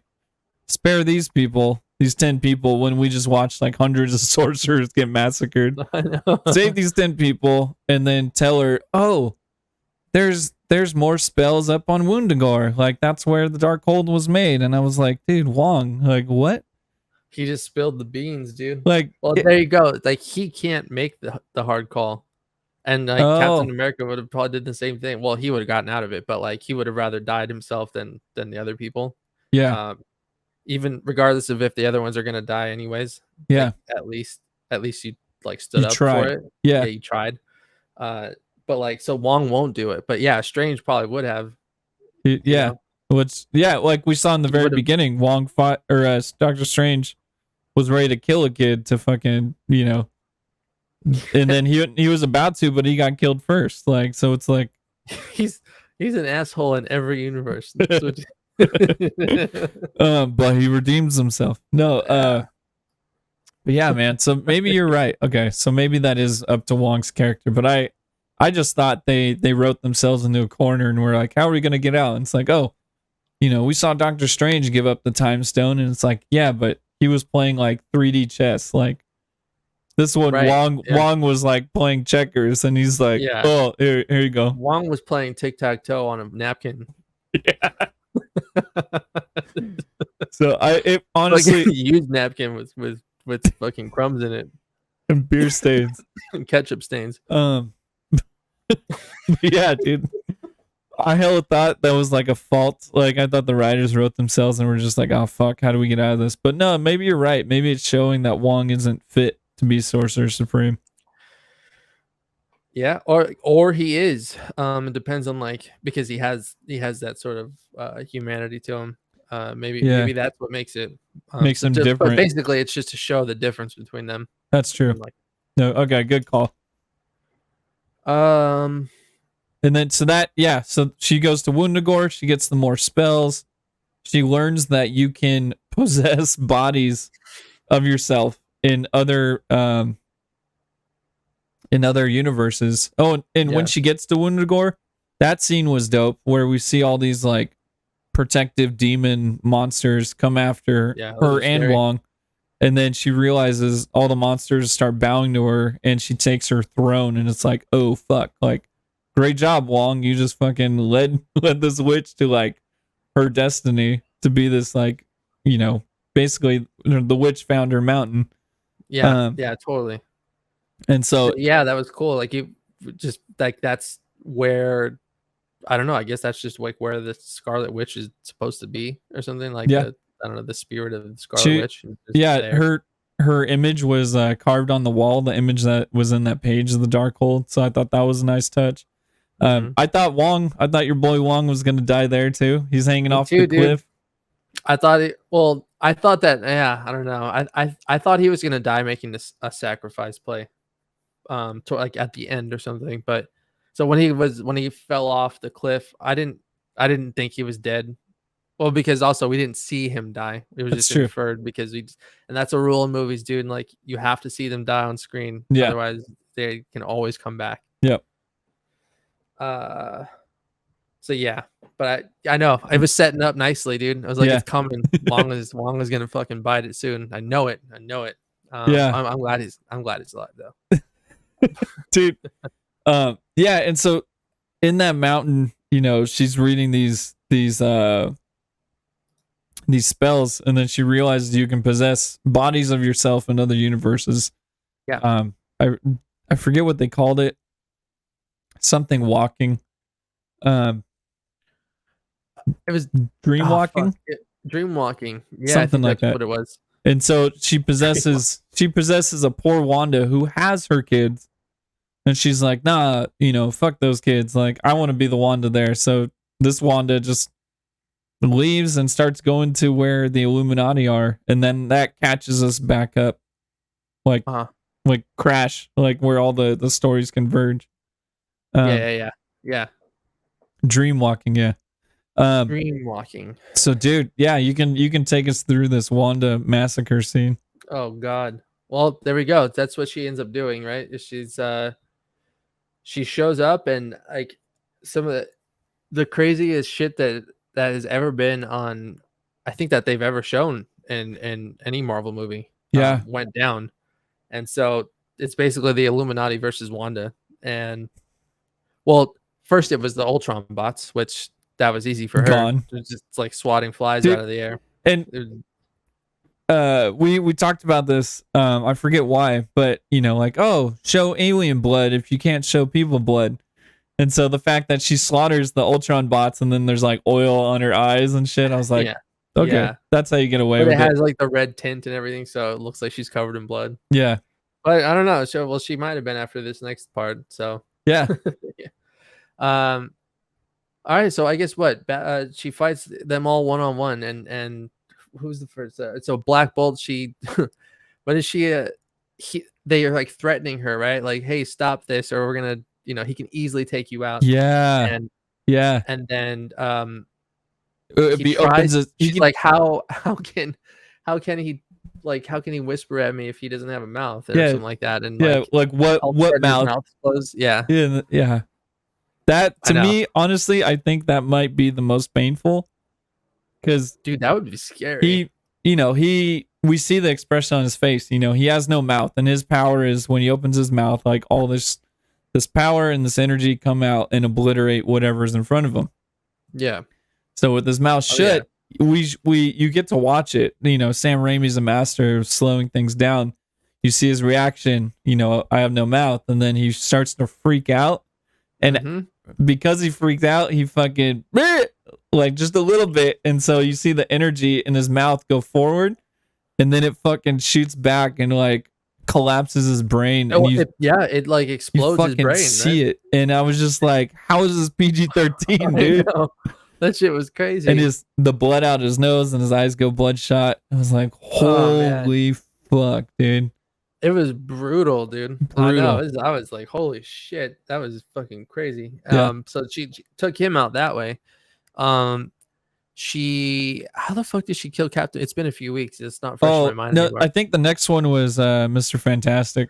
Oh, and he was trying to calm things down and talk to her, about children. I understand. And then she's fucking brutal again. She's just like, "Oh, does your children have a mother?" And then he's like, "Yes." And then she's like, "Good, there'll be somebody to watch them." And then she just fucking she untangles him like a spaghetti maker. Just fucking dude. Unraveled him, and like all these like fan what do you call it? He unraveled with like our fan casting dreams. It's just like, I know, dude. You get it, and then you can't have it that long. Like, sorry, Wanda, just fucking detangle shit. I know, because you don't expect that. Like, you don't expect them to die. Like you expect them to fight and clash and go at it, and then like come to a stalemate, and then somehow they get away, or like something distracts her, and then like they just end up separating, right? And then they come and fight again later. But like she's killing these people, and like, exactly, dude, you went so high to being like, "Oh shit, John Krasinski is Mr. Fantastic, and this is so fucking awesome." He was Mr. Fantastic. Later, he's dead. You didn't even get out Mr. Fantastic before he's dead. Yeah, dude. It's like, oh shit, he's Mr. Oh fuck. Yeah, so he's dead, and so that's interesting, right? So that's what we were talking about earlier. But would they use the same actor to do Mr. Fantastic, or are they going to do somebody else? But like, they set themselves up so they can do whatever they want. They can either have him come back, or they can cast somebody else like and at least that he would have gotten the role once for this one. Yeah, a little fan service, and then move on. Yeah, and then move on. And then after that, Wanda, I think her and Captain Marvel were going at it, and then Wanda just ultimately blasts Captain Marvel out of the fucking Illuminati area, and then is that right? And then Captain Carter goes after her. that was easy for her, man. She what did she do? She fucking sliced her in half with the shield. Dude, yeah, Captain Carter was actually, I was like, wow, a fucking super soldier's actually like lasting, and like she got a hit or two on Wanda. Yeah. And then she throws her shield, Wanda deflects her shield and bounces and fucking slices her in half. Holy shit, dude. And the fact that you see it from afar, you see the reaction up close on Haley Atwell's face, and then from afar you see the body just like crumble. Yeah. And it's just like, how the fuck is this PG-13 again? It was just brutal. It was one after the other. Like, damn, they're gone. And that's how you start to see how badass she is, and how she's definitely the strongest one when she can be, and when she's dark and evil. Yeah. And then so Professor X comes out, and he tries to stop her by getting inside her mind, which he does get inside her mind, and he sees because she's doing the dream walking thing, right? So she's in that universe's Wanda's body, using her body to do that stuff, and she can because it's the same person. So that universe's Wanda is stuck inside of the mind, getting controlled, and so Professor X goes in there and tries to metaphorically pull her out from the rubble, the rocks, the rubble that she was in, to try and get her out, and it looked like it was working. And then out of nowhere, fucking the evil Wanda shows up and snaps his neck, dude. Yeah, she was just this dark cloud comes in, and like it looked like a demonic version, just fucking snaps his neck inside of the visual thing. But then the fact that they quickly cut out and you just see him like snap his own neck, it's like, fuck, dude. It's like the fourth time we've seen Patrick Stewart, Professor X, die on screen. He's the man. A whole compilation. He sure fucking dies a lot. Jesus. Yeah, and they did, I think before that, or maybe right after, but they covered Captain Marvel in rubble too. Like she brings down that fat ass statue on her. That's how she died. Yeah. Holy fuck, dude. Crazy, man. Julio Hoop says my favorite horror part is the Xavier death. Yeah, that shit was scary. That was pretty fucking scary, dude. Because like you weren't expecting it, and it was brutal, and it hit really hard. It's so fast. Just it all happened quick. She got in there, she murdered all of them, brutally murdered all of them, and you see all of these like huge heroes just dying all one after the other. You're just like, holy fucking shit. Yeah. So that was insane. That was easily like the craziest part of the movie. Yeah. Right. Because like from getting introduced to the Illuminati to seeing them battle and then them all dying, there was just like that whole middle section was just crazy. Yeah, and at that point, I think maybe you're an hour in, maybe you're 45 minutes in, but it's like you're a good amount of time, and the whole movie's been super fast paced. Yeah. So to be like get this, super fast pace of like rush of excitement of all these like fan casting and all this cool shit, and then a super rush of disappointment when they're all fucking dead. But the so Julio Hoop said like that brutality really made you feel how powerful Wanda is, how fucking done with everything Wanda is. And I mentioned in the other shows, like seeing a character like unleash and just fucking full throttle, like this is what I'm capable of this entire time that you guys have seen me. And so to see her unleash was sick. Yeah, man, it was really well done, but I agree. It was like the most insane action part of the movie. I was like, I was holding my breath the whole time without realizing. I was just like, yeah, that happens in these movies, dude. Especially if you're invested in the characters. Oh yeah, I meant to hit on that, but Julio Hoop said Magneto move.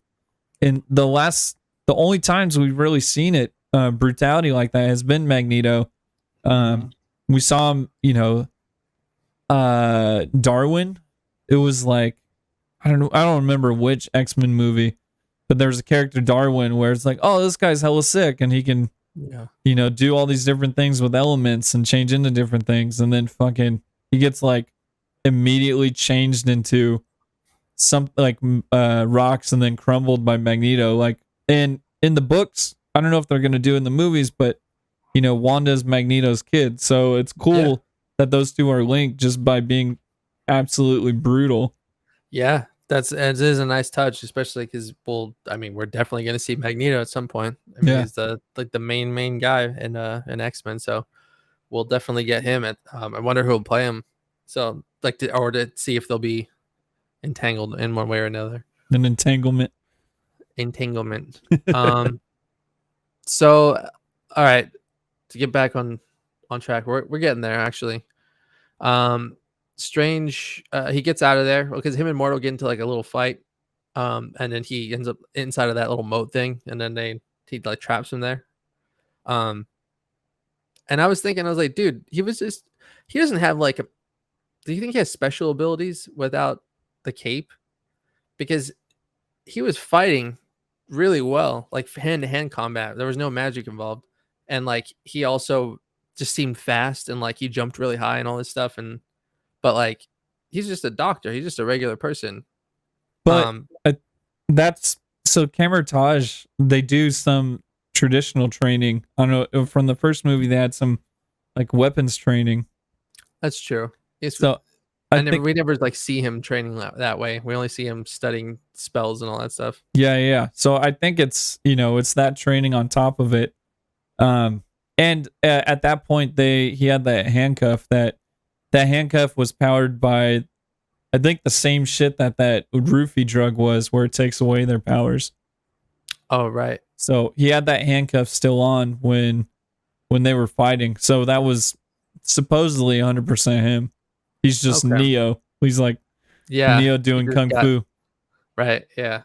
So well then he was kicking some ass then. He got the better of him and he got out and trapped Morrow down there for God knows how long. He's gonna be there for a while, dude. Because there's everybody's dead. So you're in that moat. But he could triple jump, dude. He saw Doctor Strange do it. I was surprised. Well, he like used him though, right? He like stepped on his body to like jump up. Yeah. There's got to be a piece of a dead body down there that Mordo can use, dude. Hopefully, man. Otherwise, it's going to be a long death. Yeah. So he gets out of there. He meets up with America and Christine. Wanda's right on their ass, and so they have to kind of book it out of there.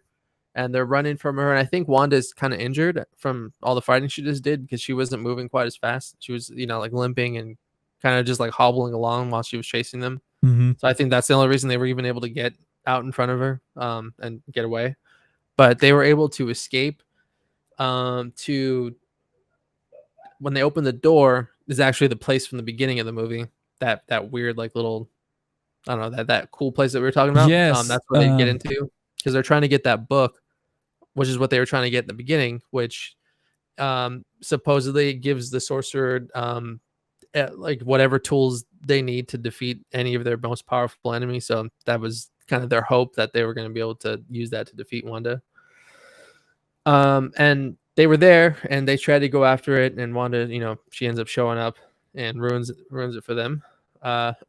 She ends up stealing America, bringing her back to their regular universe, and she sends Strange and Christine to some random universe. So they end up, or that's where they end up getting pulled. Oh, it was the one universe that got fucked up, right?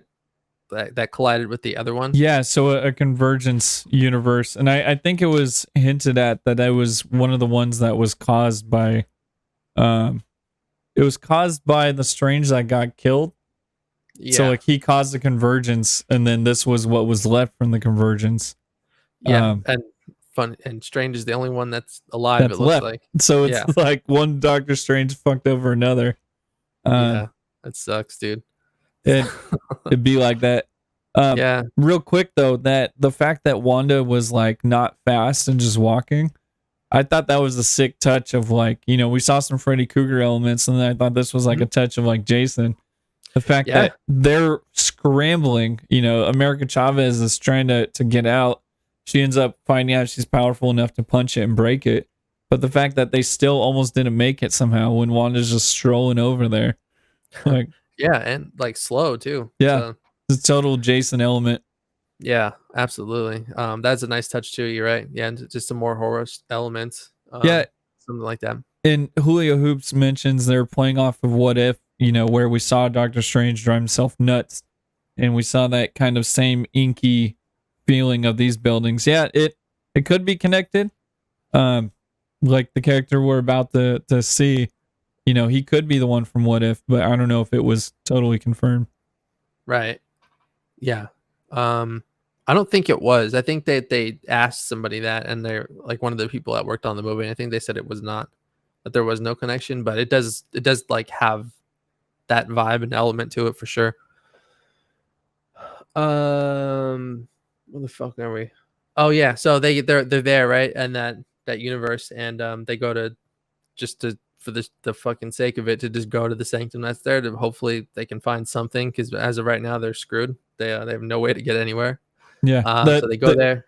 The key to the other universes was finding the Strange in that universe. So I think he just tries to do that again. And you get that other horror trope.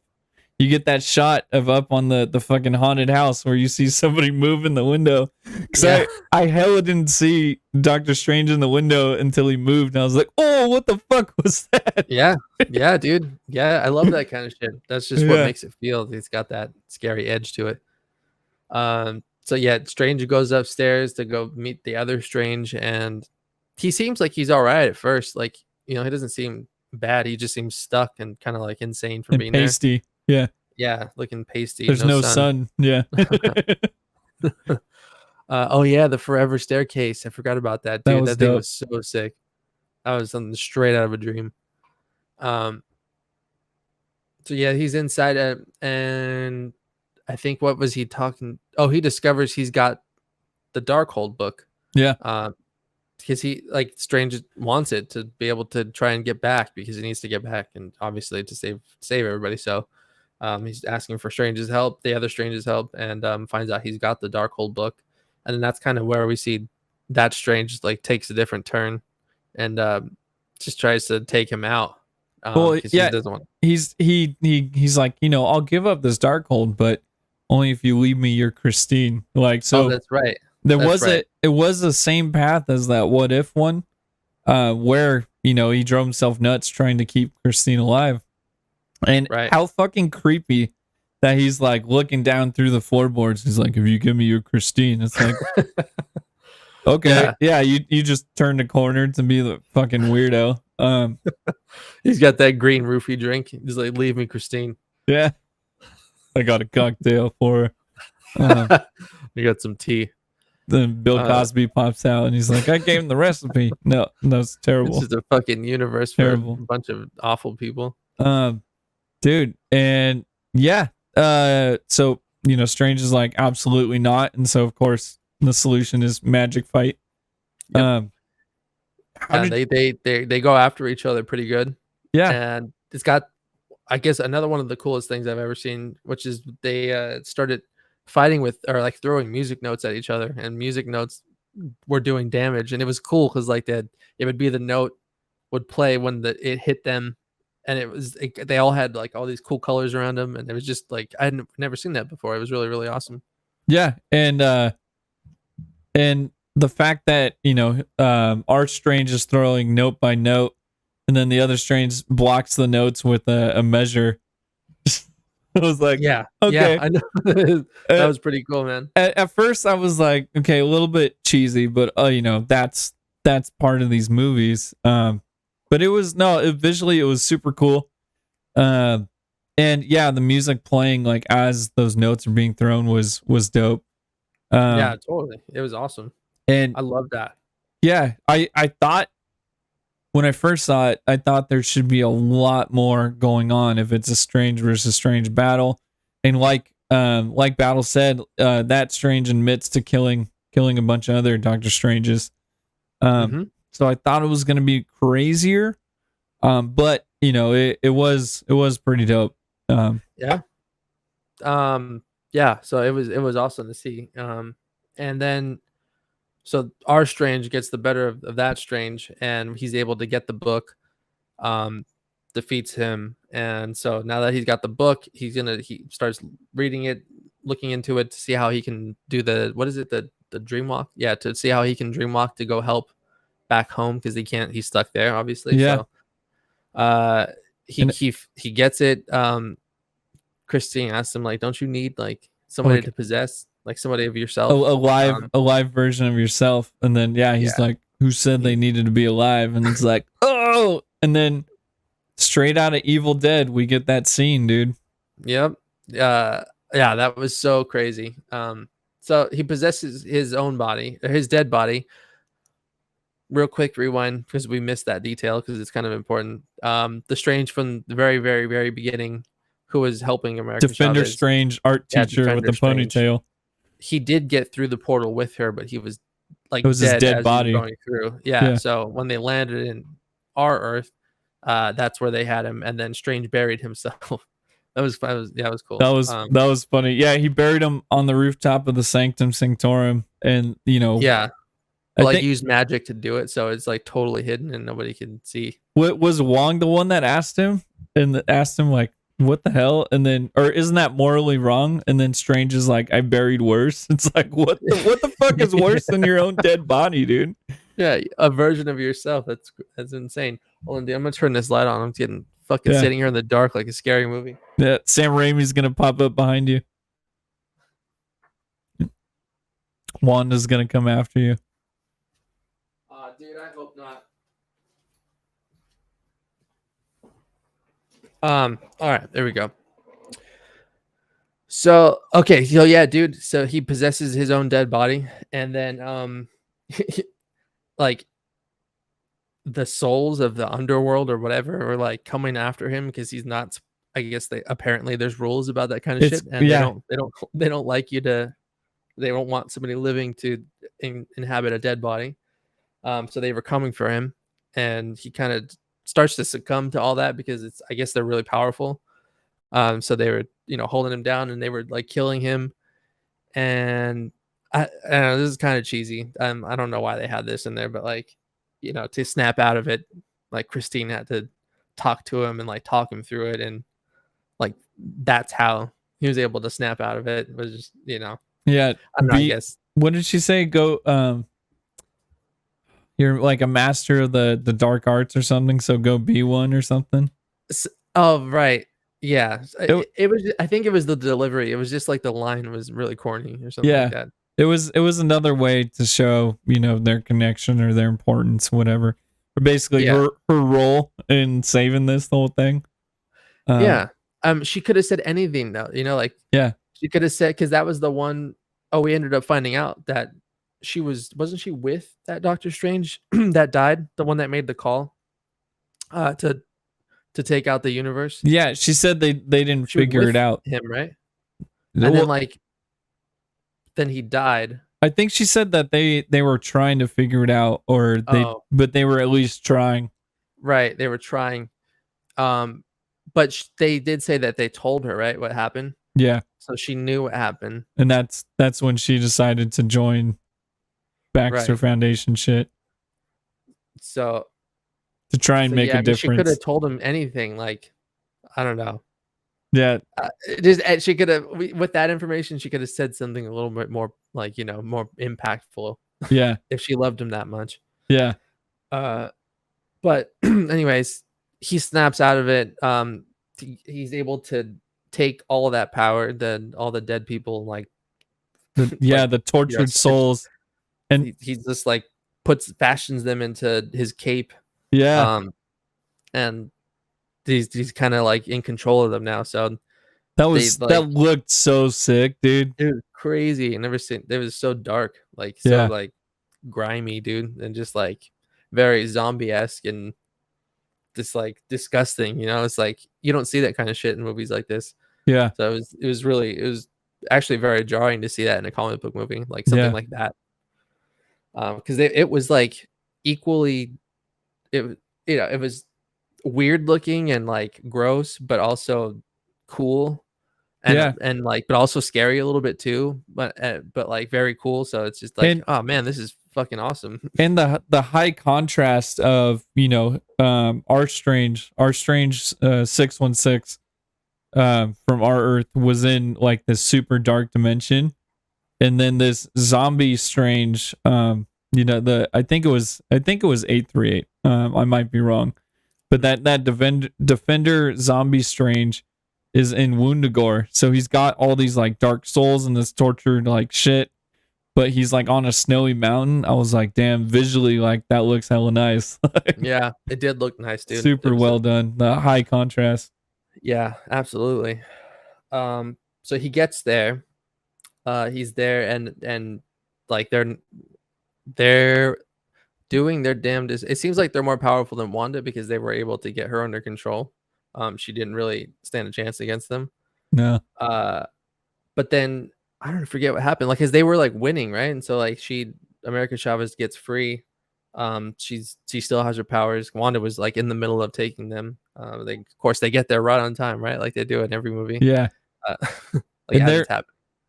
they're at a point where it looks like Wanda's going to kill America anyways. And so America, they have that little conversation where America's like, okay, I guess, I do have to die. Like the beginning of the movie, Defender Strange tried to kill me or take my powers. Right. America was ready for that to happen again, and then that's when Strange is like, no, trusting you is the way. So yeah, just that if she really believed it, that she could just get in control of her power and then get them the hell out of there, or like send Wanda somewhere yeah, else or anything. Just like and she needed to feel that pressure. yeah, and it made sense what he said when it clicked to her, because he's like, wherever we need to go, like you got us there, so you have some control. I'm like, okay, like that makes sense. Like this kid's thinking she's doing it on accident, but then when she realizes, oh fuck, yeah, like that totally, Yeah. I could buy that. That makes sense. Yeah, that makes sense. So that was cool. And it just showed that it was like the end of his journey, that he doesn't need to do like sacrifice one for something else. It was Yeah, like, no, well, I can just have more faith that somebody else can do it. Like he didn't take control of the situation. He like let somebody else. yeah, He it like flipped. let his guard down to like trust somebody enough that they can do the right thing. Yeah, it flipped. Everything they built our Doctor Strange to be. This guy who doesn't trust anybody, who always makes the hard call, the sacrifice play. It flipped it on its head. So I was like, okay, that's a good move. It's a nice change of pace. And dude, that was another heartbreaking scene, was right after that with America and Wanda. Yeah, because the way that America Chavez is not more powerful than Wanda, so she had to outsmart her. So she opened a portal to take her to the universe that they were in with the Illuminati, or with the kids were real, and had her see her kids there, and then like they were terrified of her because she's scary as shit, Seeing and her like true anybody colors. would be scared of her. Yeah. So like the sight of that like snapped her out of it, and And she finally was like calmed down. dude, and the fact that they used that same Wanda, that was the same Wanda, because she had like a scuffed up head and shit. Like she looked battle torn. So that Wanda remembered all the shit that the evil Wanda made her do. And so the fact that she remembered that and still kind of was peaceful and forgave her rather than trying to fight her, I was like, damn, that's some real life shit. Yeah. Well, also, I'm sure some of that was wanting to save her own ass, because she just saw what would happen if you crossed the Scarlet Witch. She didn't want no part of that. Fucking turn her into a piece of gum on the floor or something, Yeah. So once she gets snapped out of it finally. She's not as fucking insane anymore, and she just realizes like everything that she's just done, and that she's a monster. So she leaves them alone. She doesn't know what to do anymore, so she tries to do one last thing, and I say last because seemingly she sacrifices herself to take down that temple, that main temple, so that way this shit can never happen again. And so she brings the whole thing down, and I don't think she's dead though, because like I said earlier, dude, it's a classic fucking rule. If you don't see it happen on screen, it didn't happen. Yeah.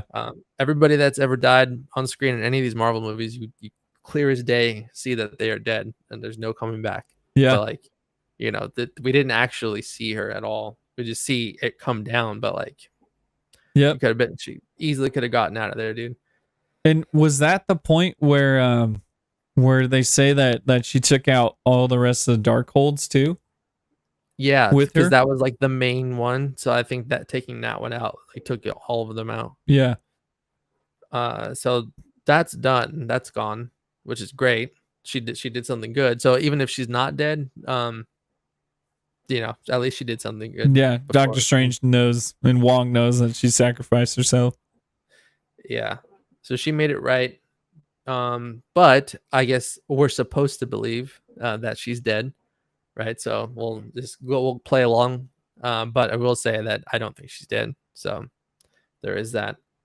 And I did, and this thing that sucks about nowadays, dude, is like, we'll see on Instagram or something as you're scrolling through your, explore page, it'll be like, this movie or this star is in talks to have their own solo movie coming out in 3 years from now. And it's like, no.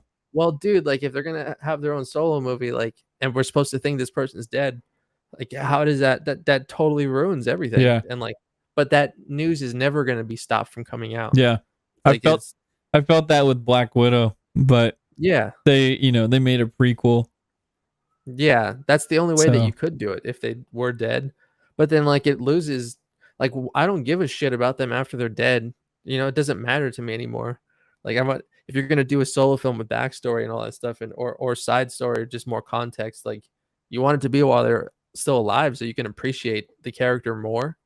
But like, once they're dead and you go through the emotions of like the character dying, you're like, I'm not gonna see them anymore. That chapter's closed, and then like they want to do a movie a few years later, and then like you're supposed to get back into caring about them again. Yeah. And like, but also knowing that they're not coming back either. So like, even if you loved them in that movie and you like get excited because you're like, oh man, that was fucking awesome, I want to see him again, and then they're like, oh, I can't because they're dead. So that just is an odd choice. But if it is a solo movie, I hope that it's because she's still alive. But again, it's like, well, then it ruins it because we're supposed to think she's dead, and clearly she's not. But yeah, it'll be interesting. And it could be a variant. The mom, variant. The one who has the sons, possibly. It'd be a romantic comedy. There you go. Yeah. It could be, dude. So yeah, they, like we said with this movie, like, they fucking opened up hella shit. Yeah, it could go any direction. So I mean, that's pretty much towards the end here. The last little thing is, America now, she has control of her powers, and she's able to bring Strange back home, because he's still stuck in that one universe that's all fucked up. So she got him back home. I'm sure obviously we're going to see her again. I think she did really well in the role. She killed it. Yeah. Yeah, I think she'll grow into it. I think the next thing that she does, it'll be better, because we'll have more time with her, and then not necessarily like this big huge story that's happening, but maybe something more personal. She's not just the kid in an action movie, the John Connor. Right. Yeah, and dude, he's getting strung along and pulled. Yeah. Yeah, exactly. And then, so we'll get to the end here, dude. Like, the very last thing is Strange is wearing normal clothes, maybe seemingly taking a break, and then taking a deep breath after what just happened. He looks happy and strolling down the street, and then all of a sudden he like fucking just bends over, hurls over in pain, and like the camera's looking down at him, and then like he looks up, and he's got the eye in the middle of his forehead. We get this scene. Oh my god, goofy, dude. But is it just me? Does the CGI like not look well? It doesn't. But I think it was on purpose. because it looks like a throwback to Evil Dead, dude. Oh When yeah, that book had absolutely. the eyeball.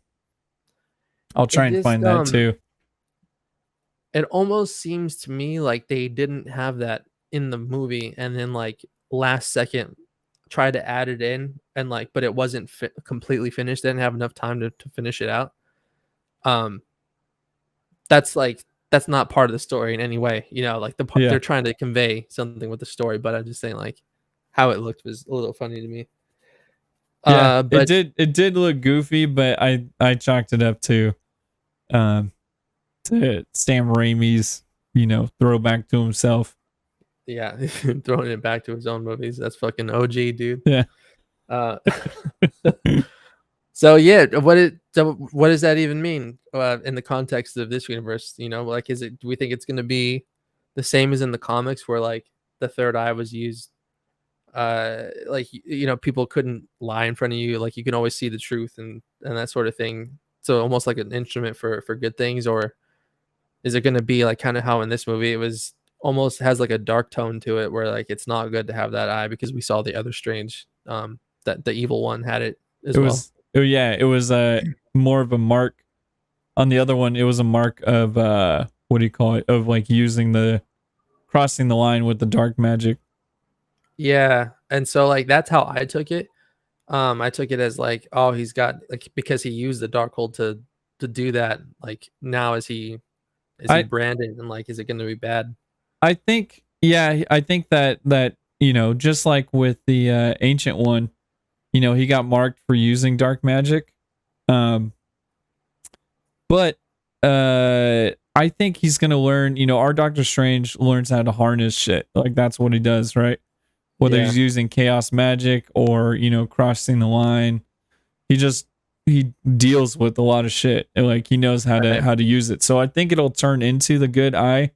In part of the comics, when he would use the Eye of Agamotto, the shit that he used to have, or the shit that was there Yeah, harnessing some of his chaos magic in the movie, when he would use that, he would get a third eye in the comic. So right. Yeah, um I feel like maybe that's replacing that, and yeah, it is going to be like that, where it is the all-seeing eye. You could see right. um there was a hint at this. There was the connection I made to it was uh when you can't see,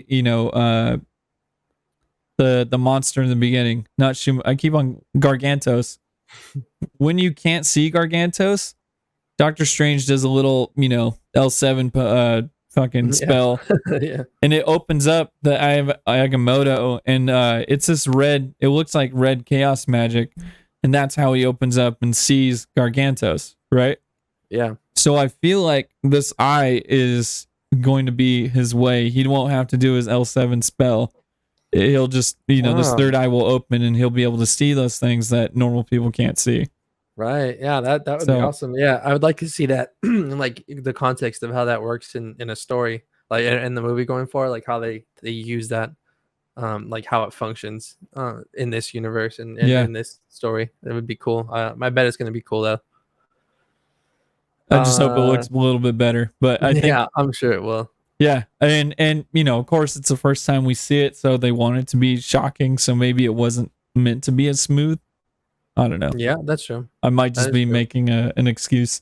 Yeah, like not that it didn't look terrible, but it like of all the amazing CGI that there is now, and like the deep fakes that there are, I Yeah, just am surprised that it didn't look like you would expect something like that to look. yeah, very true. um, And so then, that was technically the last scene of the movie. oh no, you skip. The last scene of the movie? Yeah. Where the hell did I skip? Oh no no no no no. You're right. You're right. My bad. Because it's an end credit My scene. fault. Yeah, Yeah, yeah. because they have two end credit scenes. Yes. I So fucked like the up. My main fault. one that the main one that pushes the story forward for this, which seems like it'll probably be a tease for the next Doctor Strange movie. I don't even think the next Marvel movie, but the next Doctor Strange one, because this character is closely tied with him in his comic book run. But we get so seemingly moments after he bowled over in pain, he looks completely fine. The mid-credit scene picks right back up after that. Yeah, he's totally fine. The He's fuck like was that? standing upright, and he's like fine. Doesn't even show him getting up from that. They just show him, and he's in the same clothes, and he's like totally good, right? Yeah. So I guess it wasn't supposed to be a huge deal that he got the eye, even though it seemed like a huge deal. But like, you know what I mean, dude? Yeah. I was like, what? He just deals with it. That's what I'm saying, dude. But that was extreme. That was extreme. Yeah. And so we hear somebody calling his name, and it's a girl, and she says did she say she's from the she didn't say she's from the dark dimension. She just said, I need your help. You caused a convergence, and we need to go fix it. And then then he flashes her with the eye. Yeah, then he undoes his belt and pulls his pants down, and he has a fourth eye. But it's actually Clea from the comics is who it is, and it seems that there you go. Charlize Theron is gonna play her. Is playing her. I couldn't find her like from the movie again, like for whatever reason that like this movie's still hard to find and grab images from. So yeah, I applaud who's ever shutting shit down. Nice, that's good. But yeah, basically the suit she was wearing in the image you just pulled up was pretty damn close to what she was wearing. Yeah, it was very purple. But she opens up like a portal, it seems like, but that's what I was thinking, dark dimension, because it looked like the dark dimension. Dude, she opened up. Her little dagger thing was sick. She just like, it's like a magic dagger, and then it just cuts like reality into the fucking dark dimension. That was pretty cool. Yeah. And then so he just goes right on with it. He just completely follows her. So wherever that's going, that's going to be awesome, and I can't wait for that, especially if they are going to the dark dimension and fucking Dormammu's there. Yeah. I want to see that play out more again. Yeah, because so Clea is somehow related to Dormammu. I don't know if it's his daughter or what. But yeah, I think you're right. I think she is related somehow. Somehow related, and then in the comics, like she and Strange actually end up, married and shit. So that's gonna be another fucking acid trip of a movie if we're in the dark dimension. Because I think she starts out doing Dormammu's bidding, and then she starts helping Doctor Strange. So it's like, right, if the whole fucking thing takes place. The whole thing fucking takes place in the dark dimension. It's gonna be fucking nuts, dude. So totally stoked on that. The movie was good, man. I enjoyed it. I wish it was a little bit. I actually wish it was a little bit longer, and maybe to flesh out a little bit more. But overall, though, I think it was good. I know the hype was like fucking huge surrounding this movie. Yeah. And I don't know that I feel like I went into it and was blown away. I felt like I was just like continuing a really good story that I'm like that I'm not going to miss. Like I love it. I'm going to keep watching it. It was awesome. I really enjoyed it. But like I was not blown off my socks when I saw it. Which is what I was kind of expecting to be. Yeah, so I think pace has a lot to do with it, because I was thinking the same thing. And I was like, this movie had just as many cameos. Granted, there were different styled cameos, but just as much as Spider-Man. But we didn't spend as much time with those people, and we didn't see those people carry the story as much as Spider-Man, and is purely pace driven. And really quick, because one scene we kind of skipped over was the watch scene at the end, where Strange. So the watch that Christine had, that was like the key to opening that door to find the good book, like was broken, and so it kind of. And in the very beginning, we see it's reflecting Strange's broken, reflection of himself. The weird two choices. Julio Hoops just reminded me in chat. because he mentioned the scene with the tie and then the scene again with the watch. So at the end, we see him fix the lens of the watch finally, and so it's showing us like he's accepted everything. Like he understands why he can't be with Christine. He understands all this other shit, you know. So he's just it's a clear picture of himself when he looks in the mirror.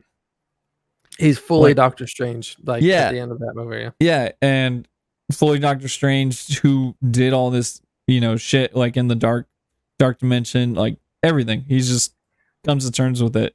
Yeah. I get that. But and Julio Hoops, maybe in chat, like let me know if you have a different thought. But so the way he used his hands, because he also, you know, his hands were fucked up in the first one, so he couldn't do much with his hands. But over time, you know, now he's able to fix a tiny watch. So I like that, you know, he's learning how to function with his fractured and fucked up hands. He fixed that watch. But I thought that he's using, because in the first movie they talk about like his hands aren't fixed, or like the guy's back wasn't fixed. It was just using magic to like to get around it, to get it, to make sure you can do things with it and make it seem normal. But like, so how do we know that he's not just always using the magic? Because in the beginning he used magic to tie his tie, and I thought that was a nice nod because he can't use his hands. I see what you're saying, like not use magic to do the task, like he's like, you know, he should have fucking struggled more, was what I'm saying with the watch. He should have struggled a lot more, but the fact that he's trying to do it with his hands, he's trying to learn to not rely on magic for everything. But in the beginning, you know, he, instead of tying his tie with his hands where they're all fucked up, he had to use magic, and I was like, damn, like it makes you think, you know, like, how's he wipe his ass? But like, there's a couple of things I can think. Magic or does he struggle? Or bidet? It'll just go the bidet of Balthazar or some shit. Just open a portal to fucking the poop dimension. The real dark dimension. That's a rule 34 for sure. And you know, just to move it along, the only issue I had is also the strongest point that I came to terms with, but the only issue I had was the fucking callbacks to yourself, Sam Raimi, dude. Like, unless Bruce Campbell plays the character that he had him set up to play in the Spider-Man movies, like, he wasn't needed, dude. And why was he the very last, like, end credit scene? That was entirely, I feel like, to just screw with the crowd. Yeah. To poke fun at how ridiculous it is to sit there the entire time and like stay. Waiting and stay, and like it's like, all right, and then because like how popular it is now too, and like people will talk about that sometimes even more than the movie. They're like, oh, what was the end credit scene? Like, we didn't, you know, we just sat here talking about the movie, like not the like. I think that was why I was reading why Matt Reeves didn't do one for the Batman movie, because like he wanted people to talk about the movie and not the hype around what the end credit scene was after the film, you know. So, that's true. So because like they literally do his line of dialogue. What did he say? Is like, what the fuck did he say? Over. Like, it's over. Yeah, it's over. In the beginning of the movie, Doctor Strange curses him, you know, to punch himself for 3 weeks, and then the very end credits we see the spell wear off. But like. And I like the meta-ness of saying like, oh, you know, it's over, and that's the last line of the movie. I like that. But like the first scene, like it was to me, it just felt like too long of a cameo. Right. And I love Bruce Campbell. Briscoe County Jr. was my show in the fucking 90s. Like it was some crazy Western show he's on. And in the original Spider-Man trilogy, like Sam Raimi was setting up Bruce Campbell to be Mysterio. Love that idea. I don't know if he's trying to bring it back, but dude, like just that first cameo with the pizza balls, I was like, I get it. Like, you know, he's your dude from Evil Dead. I get it. Like he's your homie. Like you want to throw him in there, but it just felt like too long of a cameo. Yeah, no, I hear you. I think I've read before that, yeah, Sam Raimi, he puts him in, I think he's put him in every movie he's ever done or something like that because they're good friends. Yeah. So it's like, yeah, just a force. He just like wrote that just for him to go be able to go in there and do it. Yeah, and to have, have a conversation with the two main characters of the movie, I was like, this is unnecessary. Like, yeah, we just got that cool, straightforward memory bank, and then like they're walking, or maybe this is before memory bank, but then they're walking down the street and he's a street vendor. I'm like, right, yeah, no, I hear you. Yeah, it's just definitely forced. Like maybe I was he could have been like in one of the dimensions that they fly by him. Right. You know what I mean? Yeah, that would have been a cool cameo too. Just like real fast. Yeah. Yeah, dude. Fuck. I was looking at the comments. Battles right. Battles right. This is almost a fucking 3-hour show, and I almost made it. I didn't even.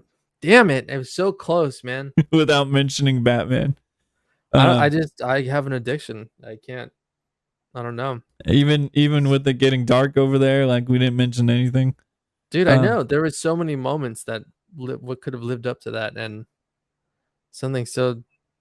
I don't know, man. I'll probably put it on Batman as soon as we're done. That's your fall asleep. Like your alarm clock and you're like falling asleep. Oh yeah, dude. Yeah, it has to be. You got to start the day right. Yeah. End the day right. Well, a really good movie. I just think our expectations were too high, especially coming off of Spider-Man. Yeah, no, totally. What did they say? Oh, Battle says audio. No. Yeah, no, for sure, dude. And yeah, and like you said, it was good. The